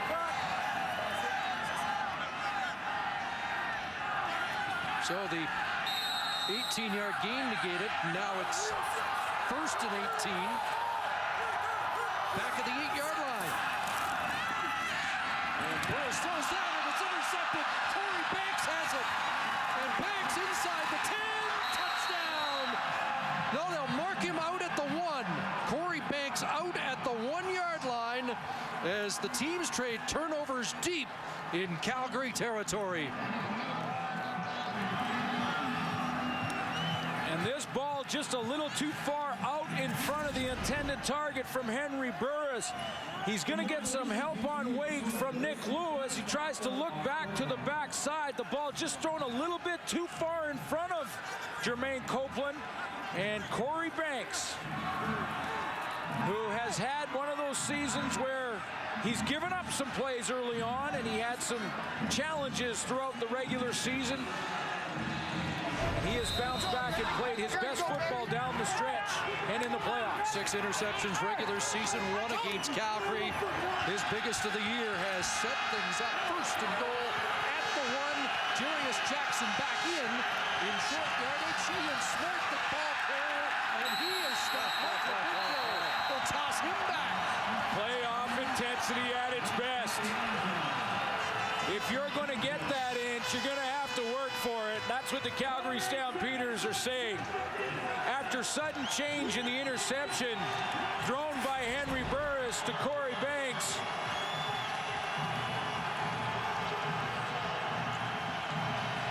Labinjo just shoots the gap and catches Ian Smart from behind. He won a Canadian Player of the Week award against BC earlier. Giant team in, second and goal. And he's back at the 5, and Mike Labinjo there. Oh, he was featured in our pregame show. Mike Labinjo showing you why he's the Stamps' top Canadian this year. Well, there he is. He plays in the exact same spot twice in a row on the goal line. Both times he shoots the gap. Both times not blocked. This time he's easy pass straight to the running back, Ian Smart. The first time he had to go down the line of scrimmage, catches him from behind. 2 huge plays from Mike Labinjo. And it brings back memories of BC in Montreal earlier. They're trying to get back to Montreal. And just before Labor Day, they were stuffed on 3 tries from the 1. Stuffed here. They have to settle for the 5th field goal of the game by Paul McCallum. And it's a 6-point line lead. What a series by Mike Labinjo. Let's check in at the BC sidelines. Here's Matt Dunnigan. CC, can you feel the playoff intensity down here? I'm telling you, it is rocking down here. Stephon Logan took a helmet to the thigh. He had to sit out 3 plays. That's where you saw Ian Smart in the ball game there. And to take the ball off the line of scrimmage, well, that's a questionable call there. And it certainly cost the BC Lions in a critical situation. Once again, not being able to punch the ball in the end zone, having to settle for 3. Well, Matt, you talking about running backs. People must be wondering why Joffrey Reynolds only has 5 carries in the ball game. Couple reasons. One, BC likes to do a whole lot of stunting up front. That means there's twists. They're running crisscrosses. Hard to block a guy when he's moving out of the way. The other reason is they haven't had the ball. They want to run the ball when they have a rhythm. Calgary has not been able to establish any rhythm and sustain any drives. Therefore, there hasn't been much running. Guys? Thank you, gentlemen. We'll keep checking in on the sidelines. Demetrius Summers, another fine return up to the 40-yard line. And you heard Jock talk about Joffrey Reynolds as he and the offense checks back in for duty. Yeah, and this is for Joffrey Reynolds. Got to remind him of last year in the playoffs where he had just 5 carries and less yardage. But the Calgary defense has given Joffrey Reynolds, George Cortez, the opportunity to keep him in the football game, because this could easily be over by now. Yes, that defense just got Henry Burris and the offense off the hook. And they're within a converted touchdown of taking the lead. They throw in Corey Banks' direction again. Incomplete, intended for Nick Lewis. And it's hard to figure with the score as close as it is that Joffrey Reynolds is not more involved. When you look at the regular season, he had 39 carries, just about a 6-yard average, and just shy of 300 yards running the football against the BC defense. We talked about it keeping that D-line off of balance, but George Cortez has gone away from it, especially on first down. And again, on that last one, we saw a pass on first down. So 2nd and 10 from the Calgary 40-yard line. Burris with time over the middle, and that's a catch for Nick Lewis, when it looked like the Lions almost had another interception. You know, but things that have come back to haunt the Lions during the regular season are starting to creep into this one. They're not finishing drives offensively, and at times the secondary has gambled. At times the secondary has gambled against receivers and tried to make the big play, and this time Jerome Dennis does it, and they've missed. And when they've gambled and missed, it's been big plays for the offense. Not a big one for the Stampeders. Nick Lewis, 22 yards. And now Joffrey Reynolds at carry left side. And a good run by Reynolds down to the 43-yard line. Has 6. And this is what it does now for Henry Burris, is it gets him in a 2nd and medium, 2nd and short. Now his playbook is wide open. He can go to short passing game. He can run hitch screens, and he can go back to the run. So now George Cortez can pick any play he wants from the playbook, and that's what success on first down will do for you. Real potential turning point here. Looked like the interception might cost 7, only 3. And if Calgary can answer with a scoring march of their own, you know where momentum lies in this one. But Reynolds will be close to the first down, but we'll see. We'll bring out the chains and find out how close. So much talk about John Huffnagel's offense, about Henry Burris, about Kenyon Ramble, the leading receiver, Joffrey Reynolds, the leading rusher in Canadian football. For the Calgary Stampeders, if they can come back and win this game, boy, they need to go over there and thank the defense in a big, big way for keeping them in it. It's like in hockey, Chris, that goaltender that hangs around when you're just getting bombarded, but your goaltender keeps it a one-goal game, and then you find a way. And you find a way to get that one, you chip one in, and all of a sudden you've got all the momentum and you win it down the stretch. That's what the Calgary Stampeders are looking at. That's their opportunity now, and it's all because of their defense so far. You saw the measurement. A chain link or 2 short. Sorry. Okay, you go. And so it will be 3rd down. At the BC 39-yard line. Big boys hunker down. And Burris will follow Western All-Star center Rob Lazio. And although the Lions are signaling that they stopped him, that should be enough to move the chains. I don't even think he needed an inch there. I think he needed a half an inch. And Henry Burris still smiling despite the adversity of the afternoon. And they do bring the chains back out. So it wasn't automatic. Although, once they put the chain down, it looked automatic. Yeah. They got it by a yard.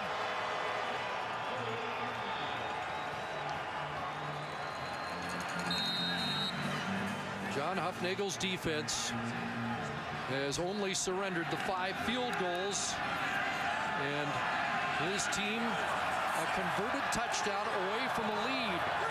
Brett Ralph was in motion, and Burris back to pass, does some dancing, and will have to step out. Forced out of bounds on good pursuit by the big defensive tackle Tyrone Williams. Oh, I tell you what, Tyrone Williams, that last game of the regular season against Calgary, he actually went in and talked to his teammates, and basically Williams said it was the worst game that I have ever played. He said, and not just this year, as a professional football player. He went in there against that double team here. He's going to chase down Henry Burris here, and I guarantee you he has had a way better game in this one than he did in the last game of the regular season, and a tremendous semifinal a week ago. 2nd and 7.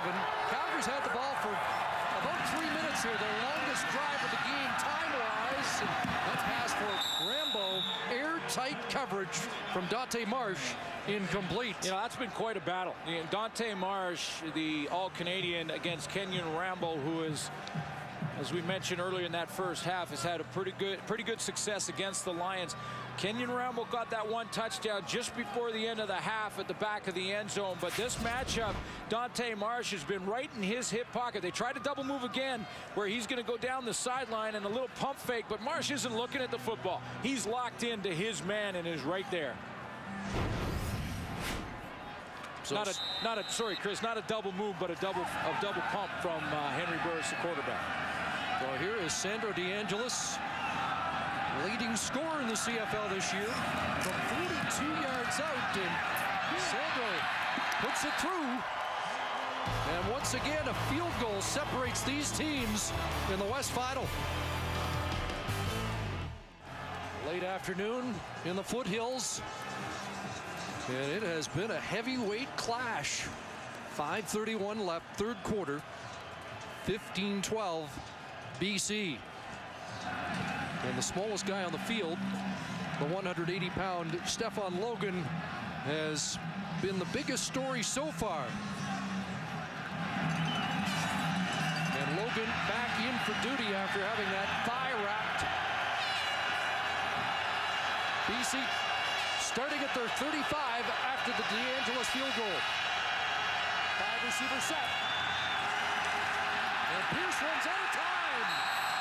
And Calgary's defense is stepping up, led by Mike Labinjo. Chris, we could talk about those offensive stars like Stefan Logan, G. Roy Simon, Kenyon Rambo, Joffrey Reynolds.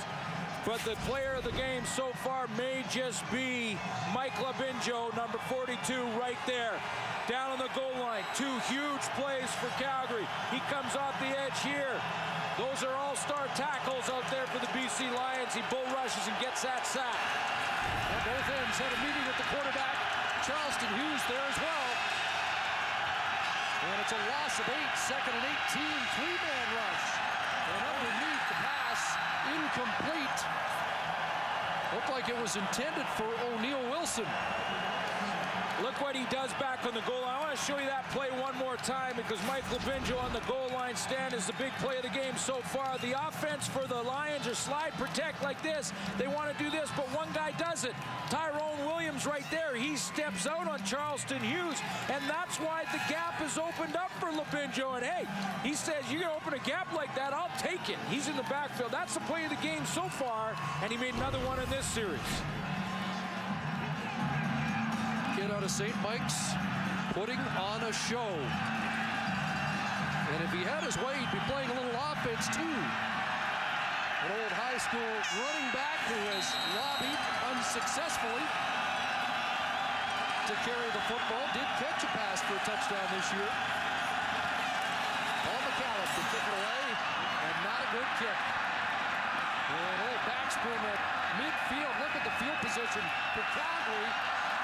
And a no yards call as well. So the Stampeders, after that short kick, almost in position to tie this game. Almost in Sandro DeAngelo's field goal position.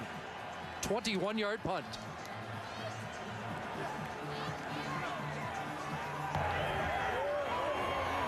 No yards. BC, number 70, it's a 5-yard penalty, and it's first down Calgary. It's been a heroic effort so far tonight by Mike Lobinjo, but our true heroes are men and women in the Canadian Forces. We like to always honor them and say hi during our football telecasts and meet Private Paul Bennett, 2nd Battalion, Royal Canadian Regiment from CFB, Gagetown, New Brunswick, in South Afghanistan during Operation Athena. And once again, thank you to our men and women of the Canadian Forces.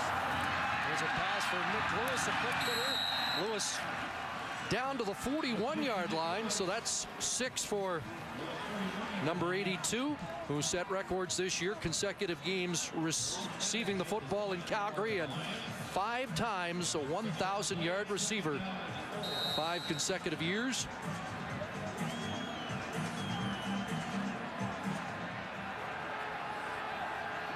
Calgary's been playing catch-up all afternoon, but poised to get back on even terms. 2nd and 4. And there's Rambo with a catch down to the 30. It's a first down. Kenyon Rambo, before the snap, will move into the inside and try and set Dante Marsh up here. He's going to waggle down inside. And why is he doing that? Because he's running that timing out to the outside, and he needs a little bit more room on the sideline. So a couple hops down inside to the numbers, timing route, and a one-on-one with Dante Marsh, giving him a little bit of room, playing off him by 2 or 3 yards. So 11 for the leading receiver during the regular season, and it's a first down at the 30. Gerald Johnson staying in the block. Burris has an open. Brett Ralph at the 10 and down to the 7-yard line. First and goal, Calgary at the 7 after a 24-yard grab by Brett Ralph. And Kenyon Rambo without the football is influencing the defense now on this play, because Rambo's going to take not just Ryan Phillips deep, but he's going to also influence Dante Marsh on the outside. And there's also Glover. So Phillips now has to jump up. He takes him deep with that deep decoy route, and that leaves Ralph open out on the sideline. The Stamps rejected BC down at the 1. Now the Lions dig in. First and goal from the 7. And Burris will be trapped back at the 10. Cameron Wake, the top defensive player in the West. Last year in the Western Final, Cameron Wake had 5 sacks in that playoff game. Cameron Wake at the top of the line here. He's been working on Ben Archibald for most of the afternoon. This time it's Jeff Pilon, and he gets there. So now it'll be 2nd and goal from back at the 10.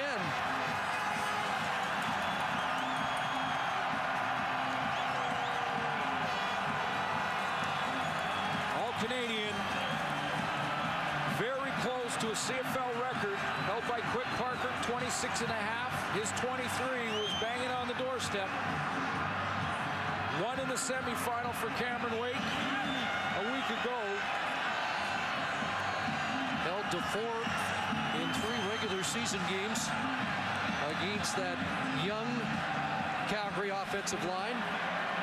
But can the BC defense here on 2nd down come up with a stop? Because if they can't, Mike Benavides' defense then hands momentum to the Calgary Stampeders. Here we go, 2nd and goal from the 10. Burris out of the gun, look one way, and is in trouble. And Henry Burris is back at the 23-yard line. Tyrone Williams gets the sack. There was a timing issue with that. After we went through the break, it looked like, I'm not sure if the players didn't get the snap count or they didn't see the whistle. You're going to see guys kind of stand up. Aaron Hunt right in the middle of your screen. He kind of stands up and then he said, well, wait, are we playing? Okay, we're playing. Then I'm coming. There's Tyrone Williams. He pushes up the middle and he'll end up getting the sack, but it didn't look right. The timing was off there at the beginning of the play. You know, we should tell you there was a fan on the field. That's why we waited that long, and I think a Calgary fan really disrupted a little of that Calgary offense. But DeAngelis for the tie, and he puts it through. So they do get 3, and this game is even at 15 with 1:24 remaining in the third quarter. So the game is tied. The momentum with Calgary. Do the Lions get enough of a boost from that defensive stop, or is it all in Calgary's favor right now? Well, it's in Calgary's favor right now. Thanks in part to Mike Lubinjo on defense, and then that field goal to tie it. Lions take it on their 35-yard line and hand it to Logan, trying to get outside. And unable to really turn the corner with much authority. They'll be brought down by Brandon Smith, so both Smith and Logan back in the game, and they lock up again. Yeah, and I want to do honorable mention on the play to Charleston Hughes.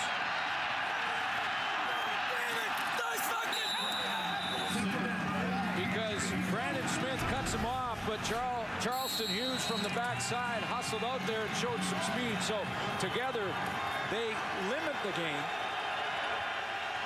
Both had to be helped off after a big collision deep in Calgary territory earlier. 3 for Logan, 2nd and 7, and movement by the right guard, Shirko Haji-Razuli. And I think Shirko is going to get tagged for the 2nd time today. Procedure. BC number 55. 5-yard penalty. Repeat 2nd down.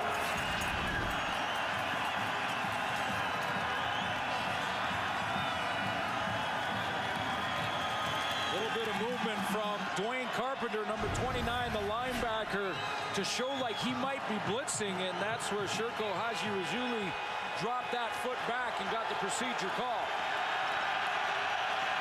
Clock winding down in this third quarter. BC looks at 2nd and 12. And Pierce flushed. Anybody home? Throws high and incomplete. Intended for Jason Claremont. Another 2 and out. The Calgary defense here, Chris, is just the momentum has continued to build with this defense. It started with Mike Lubinjo. It was Mike Lubinjo down on the goal line. Looks like he's a little he's had elbow problems, and that left arm is hanging, which will be of concern. But now the rest of that defense is flying around in a big way. Chris Jones' group, and they're young. They've got the momentum right now. Final play.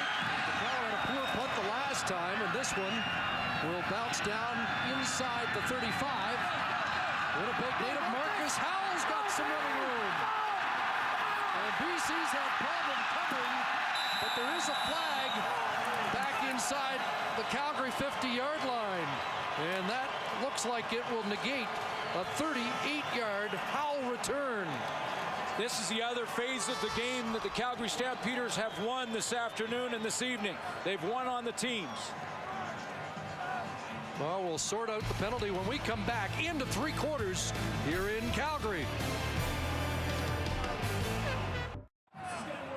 Third quarter stats brought to you by Tim Hortons. Always fresh, always. And if we took the score out of there and you just looked at the first downs, you looked at time of possession, you would say the BC Lions have a big lead in this football game. But, boy, that Calgary defense have been impressive here, especially in the second half with a couple of goal line stands. Well, that the back-to-back plays by Mike Lubinjo are going to be talked about for a long time if Calgary ends up prevailing in this game, when it looked like Corey Banks' interception was going to be a difference maker in the game, Mike Labinjo said no. Yeah, and it's sooner or later, Chris, the BC Lions, with the style of defense that Calgary's played all year and are playing in this game, they're up and they're aggressive. Sooner or later, the Lions have got to take some shots down the field. They're going to have to try and go deep on this football team and see if they can't get G-Roy Simon, Paris Jackson, a guy we haven't even talked about in this football game.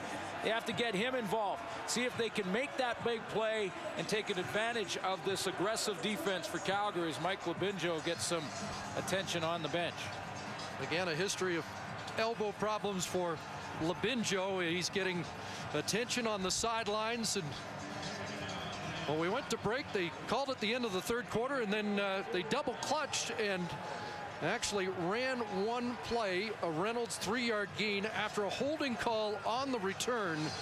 So as we reset here to start the fourth quarter, it will be 2nd and 7 Calgary at their own 44-yard line. There was a holding call on the return against J.R. Ruffin that negated that big scamper by Marcus Howell. So far, Henry Burris has avoided the turnover, other than the Corey Banks interception, which didn't hurt him thanks to Mike Labinjo. So again, 2nd and 7 from the 44. And over the middle goes Demetrius Summers. And a first down for Summers, who backs up Joffrey Reynolds. High percentage play here for the Calgary Stampeders to get this offensive series continued. You got Henry Burris right here and in the middle of your screen. He's just going to be in that shotgun, and it's just that little dump off to Demetrius Summers, who's in for Joffrey Reynolds. And if not for some hustle from Brent Johnson on the backside, that's an even bigger gain. Summers has had a good afternoon, and now a crosser. Kenyon Rambo turns the corner and is forced out at the Lion 43-yard line. The man who beat G-Roy Simon on the final week for the receiving crown in 2008. He comes a long way on this play. There's Kenyon Rambo, the wide receiver. He works his way down, and then the straight crosser all the way across the field. And the linebackers dropping in that zone don't pick him up because he lined up at that wide spot. A minute into the fourth quarter, Calgary has not led all day, but are threatening to take the lead now. Burris throwing this one up, and it is caught. Jermaine Copeland with the catch. Out at the 14-yard line. Burris barely got this football out of his hands. He had pressure on him. Copeland has to regain himself. He's going to run the corner route here, and he has outrun the throw because of the pressure on Henry Burris. He gets in behind Ryan Phillips, who gets caught looking back in the backfield. Watch the hit that Burris is going to take from the BC Lions, Jamal Johnson. But it's a 27-yard gain and a first down. Henry Burris stands in, goes over the middle, and Teo Johnson, the big tight end, has another Stamps first down. Or be very close. Let's see where they place it. They had to get to the 4-yard line. You can tell that confidence is growing for the Calgary Stampeders in their offense. They're feeding off the defensive performance for 3 quarters. They're going to rule second and less than a yard, and that might be a good thing for Calgary. They're going to get an extra play down there. Well, conventional wisdom says run at least one time in this situation. Henry Burris 9 of 13 here in the second half, and a surge ahead behind Rob Lazio, the Western All-Star center. And now they will get their first down. Well, John Huffnagel's defense, we're in the very similar position in the third quarter with the Lions knocking on the doorstep, a chance to make it a 2-score game, and his defense stepped up. Now the question is, can the BC Lions defense do the same thing? Well, you heard from Mike Labinjo, and now 3 all-Canadian defensive linemen will dig in for BC. First and goal from the 3. And Burris is going to throw. Goal line incomplete. Intended for Lewis, and a late flag they're going to call on Jerome Dennis as he bumped Nick Lewis.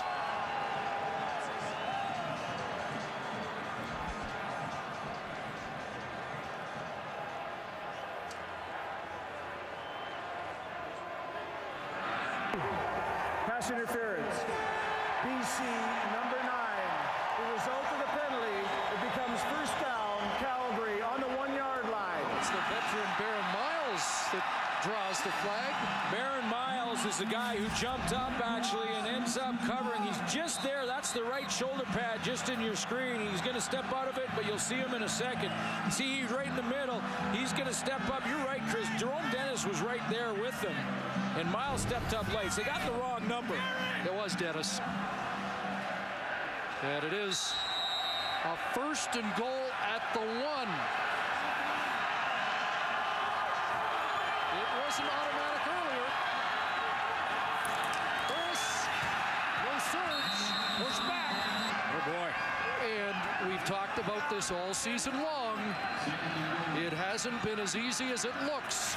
Well, first of all, the Calgary Stampeders emptied the backfield and just left Henry Burris back there. And what they're hoping is that the Lions will empty some linebackers out of there. But Tyrone Williams, Aaron Hunt, Brent Johnson, they all reestablished the line of scrimmage about a yard back in the offensive backfield.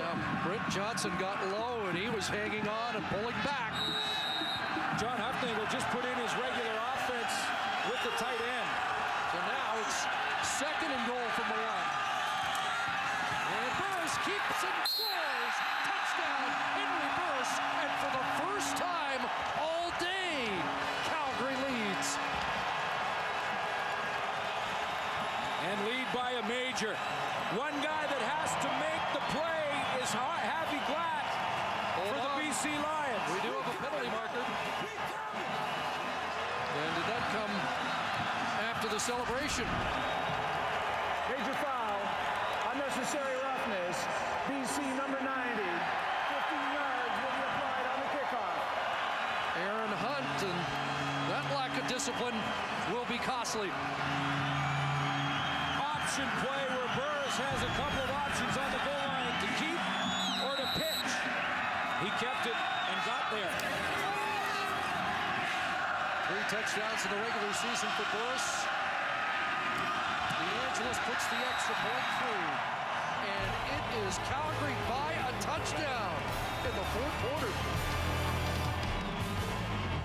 And a kickoff from the 50. Ian Smart across the 25 and tripped up about the 28-yard line. Henry Burris has given the Stamps the lead. Well, Javi Glatt is the one guy that's got a scrape, and it is a game of inches, and sometimes it's just the inch. Watch this foot, the right foot of Javi Glatt. Look, he steps forward. That causes him problems. Those 2 little steps forward gets him caught in the wash, and he can't get to his gap, which is the outside gap, and that's the guy who had to stop Henry Burris. He couldn't do it, so Burris took that little step. You see Glatt takes a step in, he gets caught in the wash. There's the opening. Burris is in the end zone. That little couple of inch step forward cost Glatt that play. Just past the 4-minute mark. 4th quarter, Stephon Logan back to work. And Logan with a good run, first down, up at the 40-yard line. 11 more for Stephon Logan. Well, the defense for the Calgary Stampeders, it's the trickle-down effect, Chris, because their momentum, the momentum they build by bending a little bit but never breaking down on the goal line. Mike Lobinjo, the leader in that group, and that now has trickled into the offense. A big series for Henry Burris. He ends up scoring. They have the lead by a major. Chris Jones' defense fired up. Can they do it again? Well, the Lions offense struggling second half, but Pierce to work, and he's got an open man. G-Roy Simon still going all the way down to the 25-yard line. Nobody's made more big plays in the last 5 years, and G-Roy Simon's just made a huge one for the Lions. Now, can this defense keep it up? Now with the momentum just like that, the Lions grabbing some. G-Roy Simon right over the middle, over and under routes. One guy underneath, G-Roy Simon over the top. And I love what he does at the end of the play. Kids, if you're playing the game in a big game, make sure you wrap up and hold that football when you're going to get tackled. That's what Simon does right there at the end. says 65 yards if it's a first down. But Pierce steps up. And Buck will carry, and waiting for him was the middle linebacker, Salim Rashid. Buck to the 21. I think that closed down quicker than he expected. And it ends up just being 2 for the Lions quarterback. Well, because he had taken such a deep drop, Chris, Buck Pierce was about 7-8 yards deep. So the Calgary linebackers weren't that far off the line of scrimmage. That's why the gain was limited. Second and 8 in Bedlam. And McMahon. Short drop. Looking for Paris Jackson, incomplete. And that was a mistake by the Lions because they had Paris Jackson and Geroy Simon on the same sideline. Geroy Simon ran a go route, and he ran basically to the same area on the field that Jackson ended up. Simon was the wide receiver, and he had bump on Brandon Browner, and I thought they were going to go fade to him down the side, which is what he ran, but you see Paris Jackson in the same area. That doesn't happen offensively. Receivers go to different areas on the field and spread it out. Paul McCallum tries his 6th field goal of the day. The playoff record in the CFL is 7, held by Carlos Huerta. And McCallum good again. And now it's 22-18. 4-point game. Let's check back in with Jock Climby. On that last series, the BC Lions went almost exclusively zone coverage, and Calgary and Henry Burris picked them apart. Hey, Nick Lewis on the sideline was telling me, hey, they're afraid to play us man-to-man, and yet, ironically, when BC was playing man-to-man, they were shutting them down. Let's see what happens in this series, guys. We will watch for that, Jock. BC has just ended a 13-point run by Calgary. A 4-point Stampeder lead. Here's Summers again. Out beyond the 40 as we check in on the Lions bench with Matt Dunigan. I tell you, the BC Lions offense has been wanting to go vertical all second half, but in the 2 times they tried to, they got a sack and then they got procedure. And now Geroy's gone vertical so many times on this guy. He's got the middle set up. That's why you saw Geroy have success going over the middle. Look more for that here closing out this 4th quarter. The plot thickens with 8.5 minutes to go. And they'll have to get that ball back. We'll see what the BC Lions decide to do defensively here. If they go into zone defense and try and stay off the Calgary receivers, not give up the 1-play touchdown, the big play. Kick returner Demetrius Summers down on the play will step out and be right back to the 2008 West Final. Henry Burris and the Stamps have a first down at their own 41-yard line. Just under 8.5 minutes remaining. And now with a 4-point lead. Up to Joffrey Reynolds over the middle. And that pass incomplete. Intended for Jermaine Copeland and Corey Banks there defensively. Well, let's see. The All-Stars, as the Calgary Stampeders were calling them. In fact, Rob Lazio, the center for the Calgary Stampeders yesterday in the walkthrough, said, it's, I guess, a little bit like the pros against the Joes, with all the All-Stars over there on defense for the BC Lions against just us guys. And we'll see who will prevail, because this is a key series in the game. Veteran guy, just the last 2 years at center, and it's turned out to be in a great position for Rob Lazio. 2nd and 10, pressure, and the pass complete. Ryan Thowell, the former Lion, with a huge first down catch, dragged down by Jerome Dennis.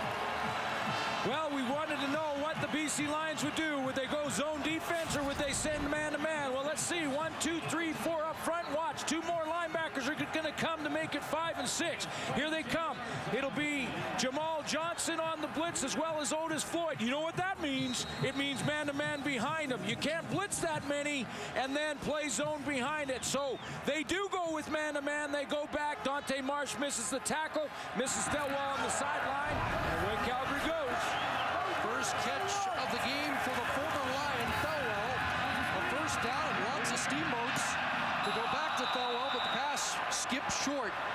Ryan Thelwell had his career low this year, but 78% of his catches were for first downs or touchdowns, and his first catch of the day, a big one for 22 yards and a first down here in the fourth quarter. Yeah, that was a tremendous stat when you looked at it, that how the Calgary Stampeders, you know, the guys that even played in a backup role, and Thelwell was that guy for a while, still contributed 18 of his 23 catches, you mentioned, for first downs or touchdowns. That's contributing even though you have limited touches. Well, the ball in and around D'Angelo's range at the 47, but it's a big second down play. And the Dante Marsh, corner blitz, gets to Henry Burris. Well, not just corner, Chris, because they bring up Corey Banks as well. So Mike Benefides setting the house at the Calgary offense, and George Cortez, I'm sure, didn't see this one coming. This is a big gamble because you're going to see a couple. Up here is Corey Banks, and over here, just out of your picture, is Dante Marsh. So Corey Banks is up there. Usually you just send one. There's Banks, the high guy, and underneath him is 31. And watch this. There he is right there at the top of your screen, hiding up there at the short side corner. He comes off the blitz. Unbelievable. That's a huge gamble by the BC defense that pays off. Forces Burkdale's to punt. High. And played by Smart at his 10. And a great downfield cover. Stamps limit the return. Well, whoever prevails here, be two talented teams in the Grey Cup. The Montreal Alouettes, the top team in the East all season long, had first place wrapped up about a month and a half ago. They advance out of the East, and BC or Calgary would be tremendous representatives out of the West. We got to finish here, folks. Penalty against the Lions on the return, so they're backed up at the 5. Logan.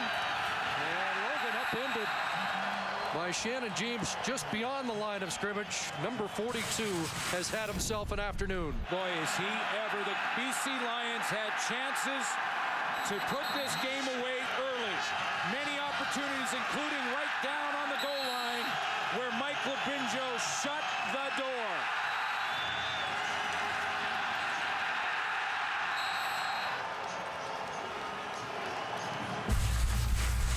He has been the defensive star of the game. And we have Jason Jimenez, the Lions all-Canadian right tackle, down.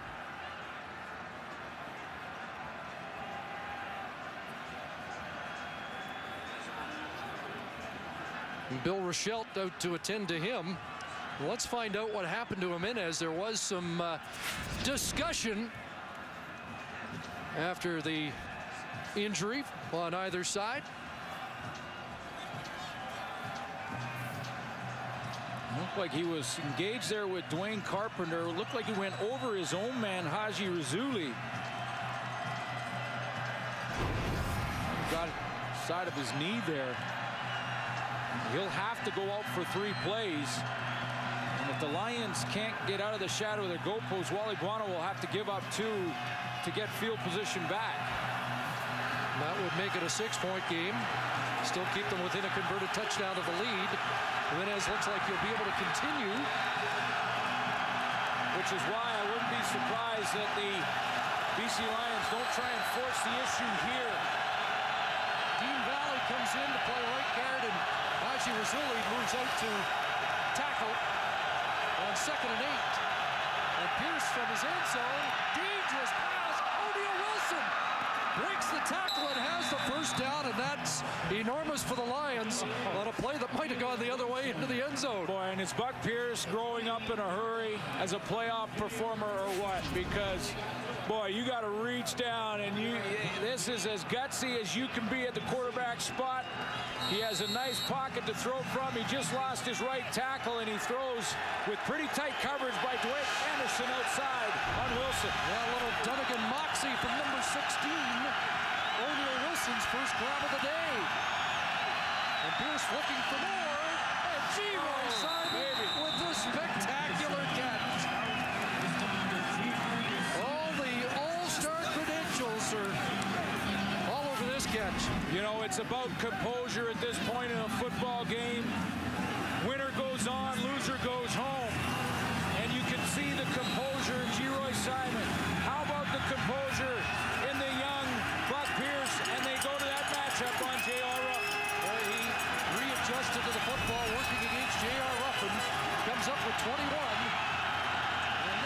some room to work at the 41-yard line. He's in trouble. Tossed down. Guess who? I guess they're cheering for you, Mike.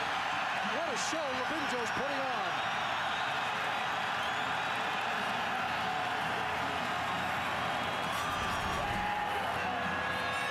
Stand-up position for Mike Labinjo. And just enjoy it, Calgary fans. Little inside move on Rob Murphy, who's hanging on.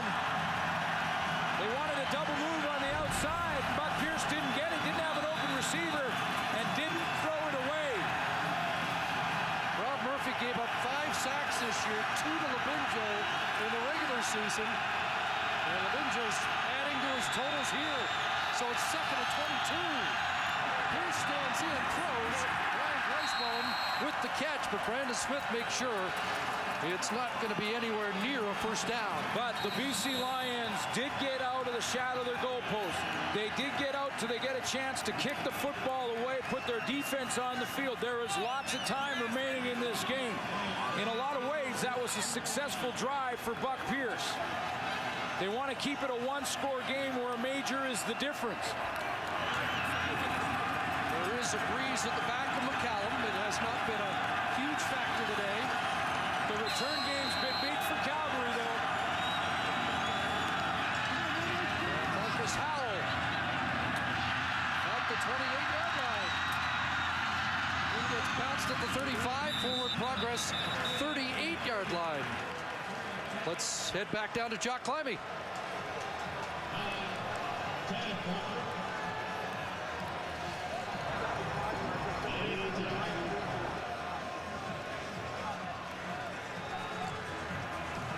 Okay, we'll get to Jock momentarily as Mike Labinjo gets a breather.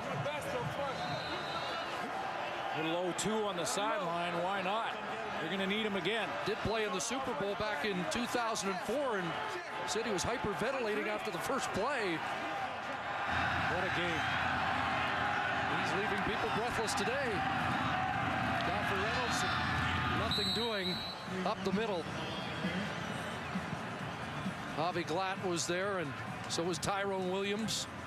As we tick down to 3 minutes, and they are going to give the 3-minute warning here in an exciting Western final from McMahon. Our game story brought to you by Molson Canadian. This is our beer. Well, the first one, good news for BC. McCallum went 6 for 6. We could have put both logos on that, though, because it was good news for the Calgary Stampeders that the Lions didn't get majors there. Stephon Logan did his job. Burris has the game in his hands right now. And what a performance by Mike Labinjo. And now big play, 2nd and 9. Trying to keep their hands on the football. Burris pressured, and he has a completion, has a first down, and Nick Lewis all the way down to the line, 39-yard line. 31 for Nick Lewis. Want to show you why Henry Burris knows he can go to Nick Lewis here. Watch the running back, Joffrey Reynolds here. He's going to move, and he's going to declare what the defense is. As soon as he moves, run it, guys. See, now he goes back and lines up again. When you see Jamal Johnson move, Henry Burris knows now that it's man-to-man defense because everyone's covering man, so he goes to Nick Lewis on the crosser. He's open for the first down. First set of downs. There are the numbers for Lewis on the day. And now the end round is dropped by Brett Ralph. He's back at the 50. Now hits the right way, but is dropped at the 43-yard line. So it'll be a loss on a gadget play that nearly blew up in the Calgary Stampeders' hands. And this crowd just went from on the edge of their seat to standing and just to trying to catch their breath as that ball hits the turf. Looked like the handoff was a little high in the shoulder pad area. You wonder if Brett Ralph snuck a peek at where number 91 was zeroing in on him. Dropped the ball and was fortunate to get it back and lose only 3, 2nd and 13. And Burris steps up, quarterback drawn. There's nothing there. At the 42-yard line now, John Huffnagel with the decision. Do you try a 49-yarder to make it a 7-point game? DeAngelis into the wind does come out. His first ever postseason field goal was a 52-yarder. And he's 5 for 6. And with the wide field in the Canadian Football League, the guy right at the very top of your screen who's getting his way onto the field right now, right over there, is Ian Smart. And Smart will be in the back of the end zone. Should Sandro DeAngelis miss this, he almost, depending on the coverage, he might have the green light. I mean, at least the option to run it out. He's trying to get a signal right now from the sideline as to what to do. Talk about home field advantage. The flags have gone still here, and it looked like they'd be going against the wind. And DeAngelis has missed, and Smart's going to bring it out. Ian Smart breaks the first tackle and runs it out to the 12-yard line. You a little surprised, 4-point lead? Yeah, I am a little bit, Chris. Only that the momentum of the kick, because it was short, took Ian Smart to the goal line. Sometimes the coach will give the returner the option here. I realize where the score is, that single doesn't matter at all, and you get better field position. But if Smart is on his way out anyway, it's almost like he has to, because if he goes out and then goes back in, now it's a safety, and the Lions have to give the ball back to Calgary. A week ago in Saskatchewan, in a far less critical situation, Buck Pierce drove the ball 11 plays, 100 yards to kill the clock. Tonight, he's got to drive 97 yards for the game-winning touchdown. And he wants a lot early. A drive, Grace Mullen got it over Brandon Browner, over the All-Canadian. And are they really going to catch? I don't think so. And Grace Mullen arguing, and we may have to get a video challenge upstairs. Grace Mullen wants the flag, but Wally Bono can't throw the challenge flag. Well, Brandon Browner turns to the football, and it's no question a catch. That is a catch as he stole it out of the hands of Browner. They're ruling it that it was not a catch, and Ryan Grice-Mullen got up in a hurry. Excuse me, Glenn, they've got to go upstairs and get a review from up top. Well, they do, and Bob Redekop and Larry Rohan are upstairs, and they have to call down and tell Bud Steen to have another look at this. No question. Again, in the final 3 minutes, the coaches do not have the option of throwing the challenge flag, but it can be reviewed by the officials upstairs, and that's what's happening here. And by the way, the reason for that is that if the coaches had the option inside of 3 minutes, they could essentially stop momentum by the opposition by just throwing a challenge that they know they won't win or whatever. But that's why the rule was put in place, that it has to go upstairs. But I think this will be ruled a catch. It never, ever touched off the ground. Knee, out of the hands of Browner, who could have had a game-ending interception. How about the fight from Ryan Grice-Mullen, the rookie, against one of the best cover men in the Canadian Football League and the Calgary Stampeders' best cover man in the secondary, in Brandon Browner. Almost wondering if he was down by contact, or whether or not, if ruled a catch, he could have got up and run with that. The Lions will take this big gain if they can get it. The ball on the 13. And is this a catch up across the 45?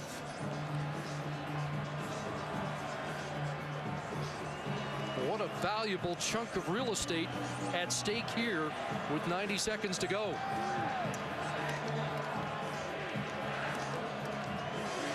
Calgary Stampeders defense keeps wanting to get back towards the original line of scrimmage and try and convince the officials that it wasn't a catch. But I think the replays that we showed you, there was no question that football did not touch the ground.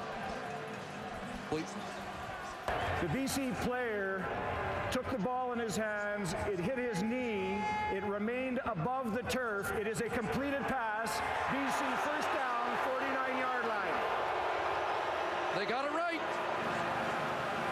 And that's the reason for instant replay. Turns out to be a 36-yard play. Now the Lions Lions may not come back and win this football game, but if they do, that's the importance of replay in football. Because that was the correct call in a key situation in the most important game of the season for these two teams. Well, Bryce Mellon over 100. And new light for the Lions. Clock ticking under 90 seconds to go. Buck going up top again. Jump ball. And this is intercepted. This time Brandon Browner's got it. And Calgary on the verge of a trip to Montreal. They may need one first down, Chris.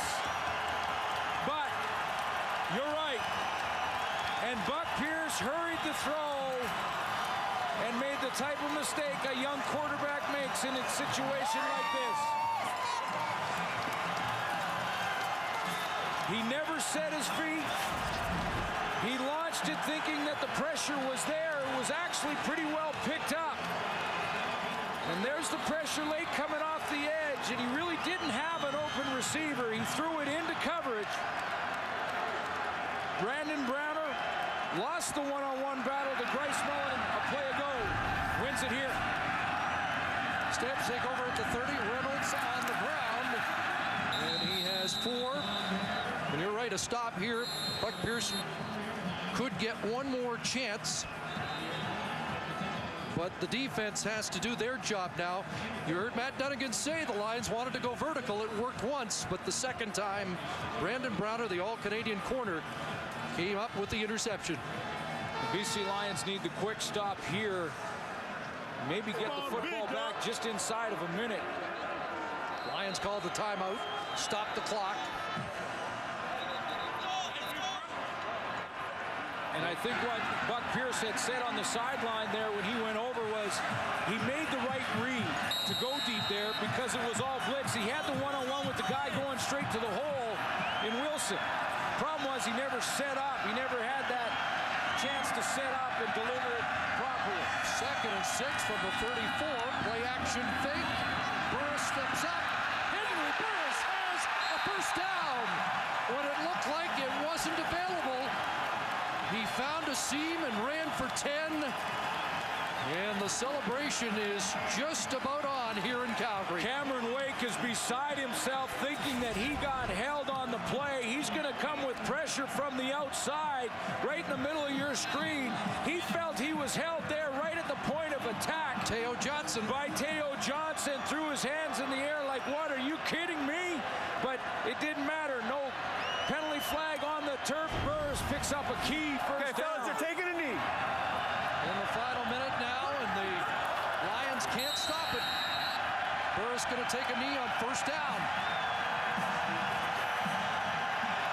John Hufnagel all year long from the first day of training camp was preaching to Henry Burris in order to get rid of those bad memories of the playoffs in the past. You just have to manage. You just have to control the game. You don't have to win it every play. You don't have to win it every series. It wasn't spectacular from Burris of this offense. The defense won it for Calgary, and so did the special teams, but Burris did that. The Eastern nominee for outstanding player, Anthony Calvillo, led his team to the Grey Cup.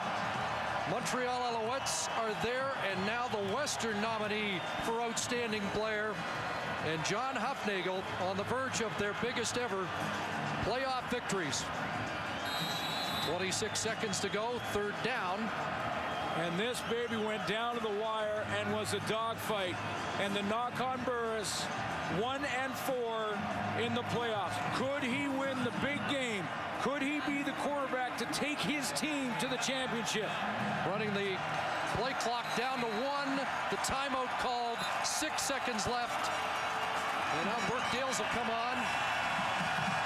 Chris, Burris didn't win this game, but he didn't have to. Mike Labinjo led this team in this game. But we talked about this earlier. John Hufnagel restructured this team where Henry Burris didn't have to win it by himself. He put a team around Burris, and Burris will come out and he'll have the responsibility of killing now 7 seconds. They put 1 extra second on the clock. And the hero of this game is actually in the huddle right now. Lobinjo, number 42. And Henry somehow will have to take the snap and kill 7 seconds to make sure they do confirm their reservation for Montreal. Mike Lobinjo with 3 sacks and 8 tackles. 3rd down and 7 seconds to chew off the clock. And he heaves it high in the air. And it will fall with 1 second left. Oh, Can you boy. believe this? Hold on. Can you believe this? The 1 second they put back up is enough for a free shot for Buck Pierce. And the celebration is definitely on hold. Hold on 1 minute. And at this point in the field, the BC Lions, Buck Pierce, can throw it to the end zone or at least the goal line. Likely the Lions will load up one side to see if they can get that ball live in a tip ball situation and maybe leave Geroy Simon in a one-on-one on the opposite side. But one shot, and remember, a penalty gives you another play if the Stampeders were to get interference. Potentially one of the worst strategic gaffes ever in the playoffs. But only if Buck Pierce can make them pay. One shot from the 40, unless there's a penalty. Pierce getting chased down. He's got to heave it to the end zone for the win. It won't happen. And the Calgary Stampeders are going to the Grey Cup.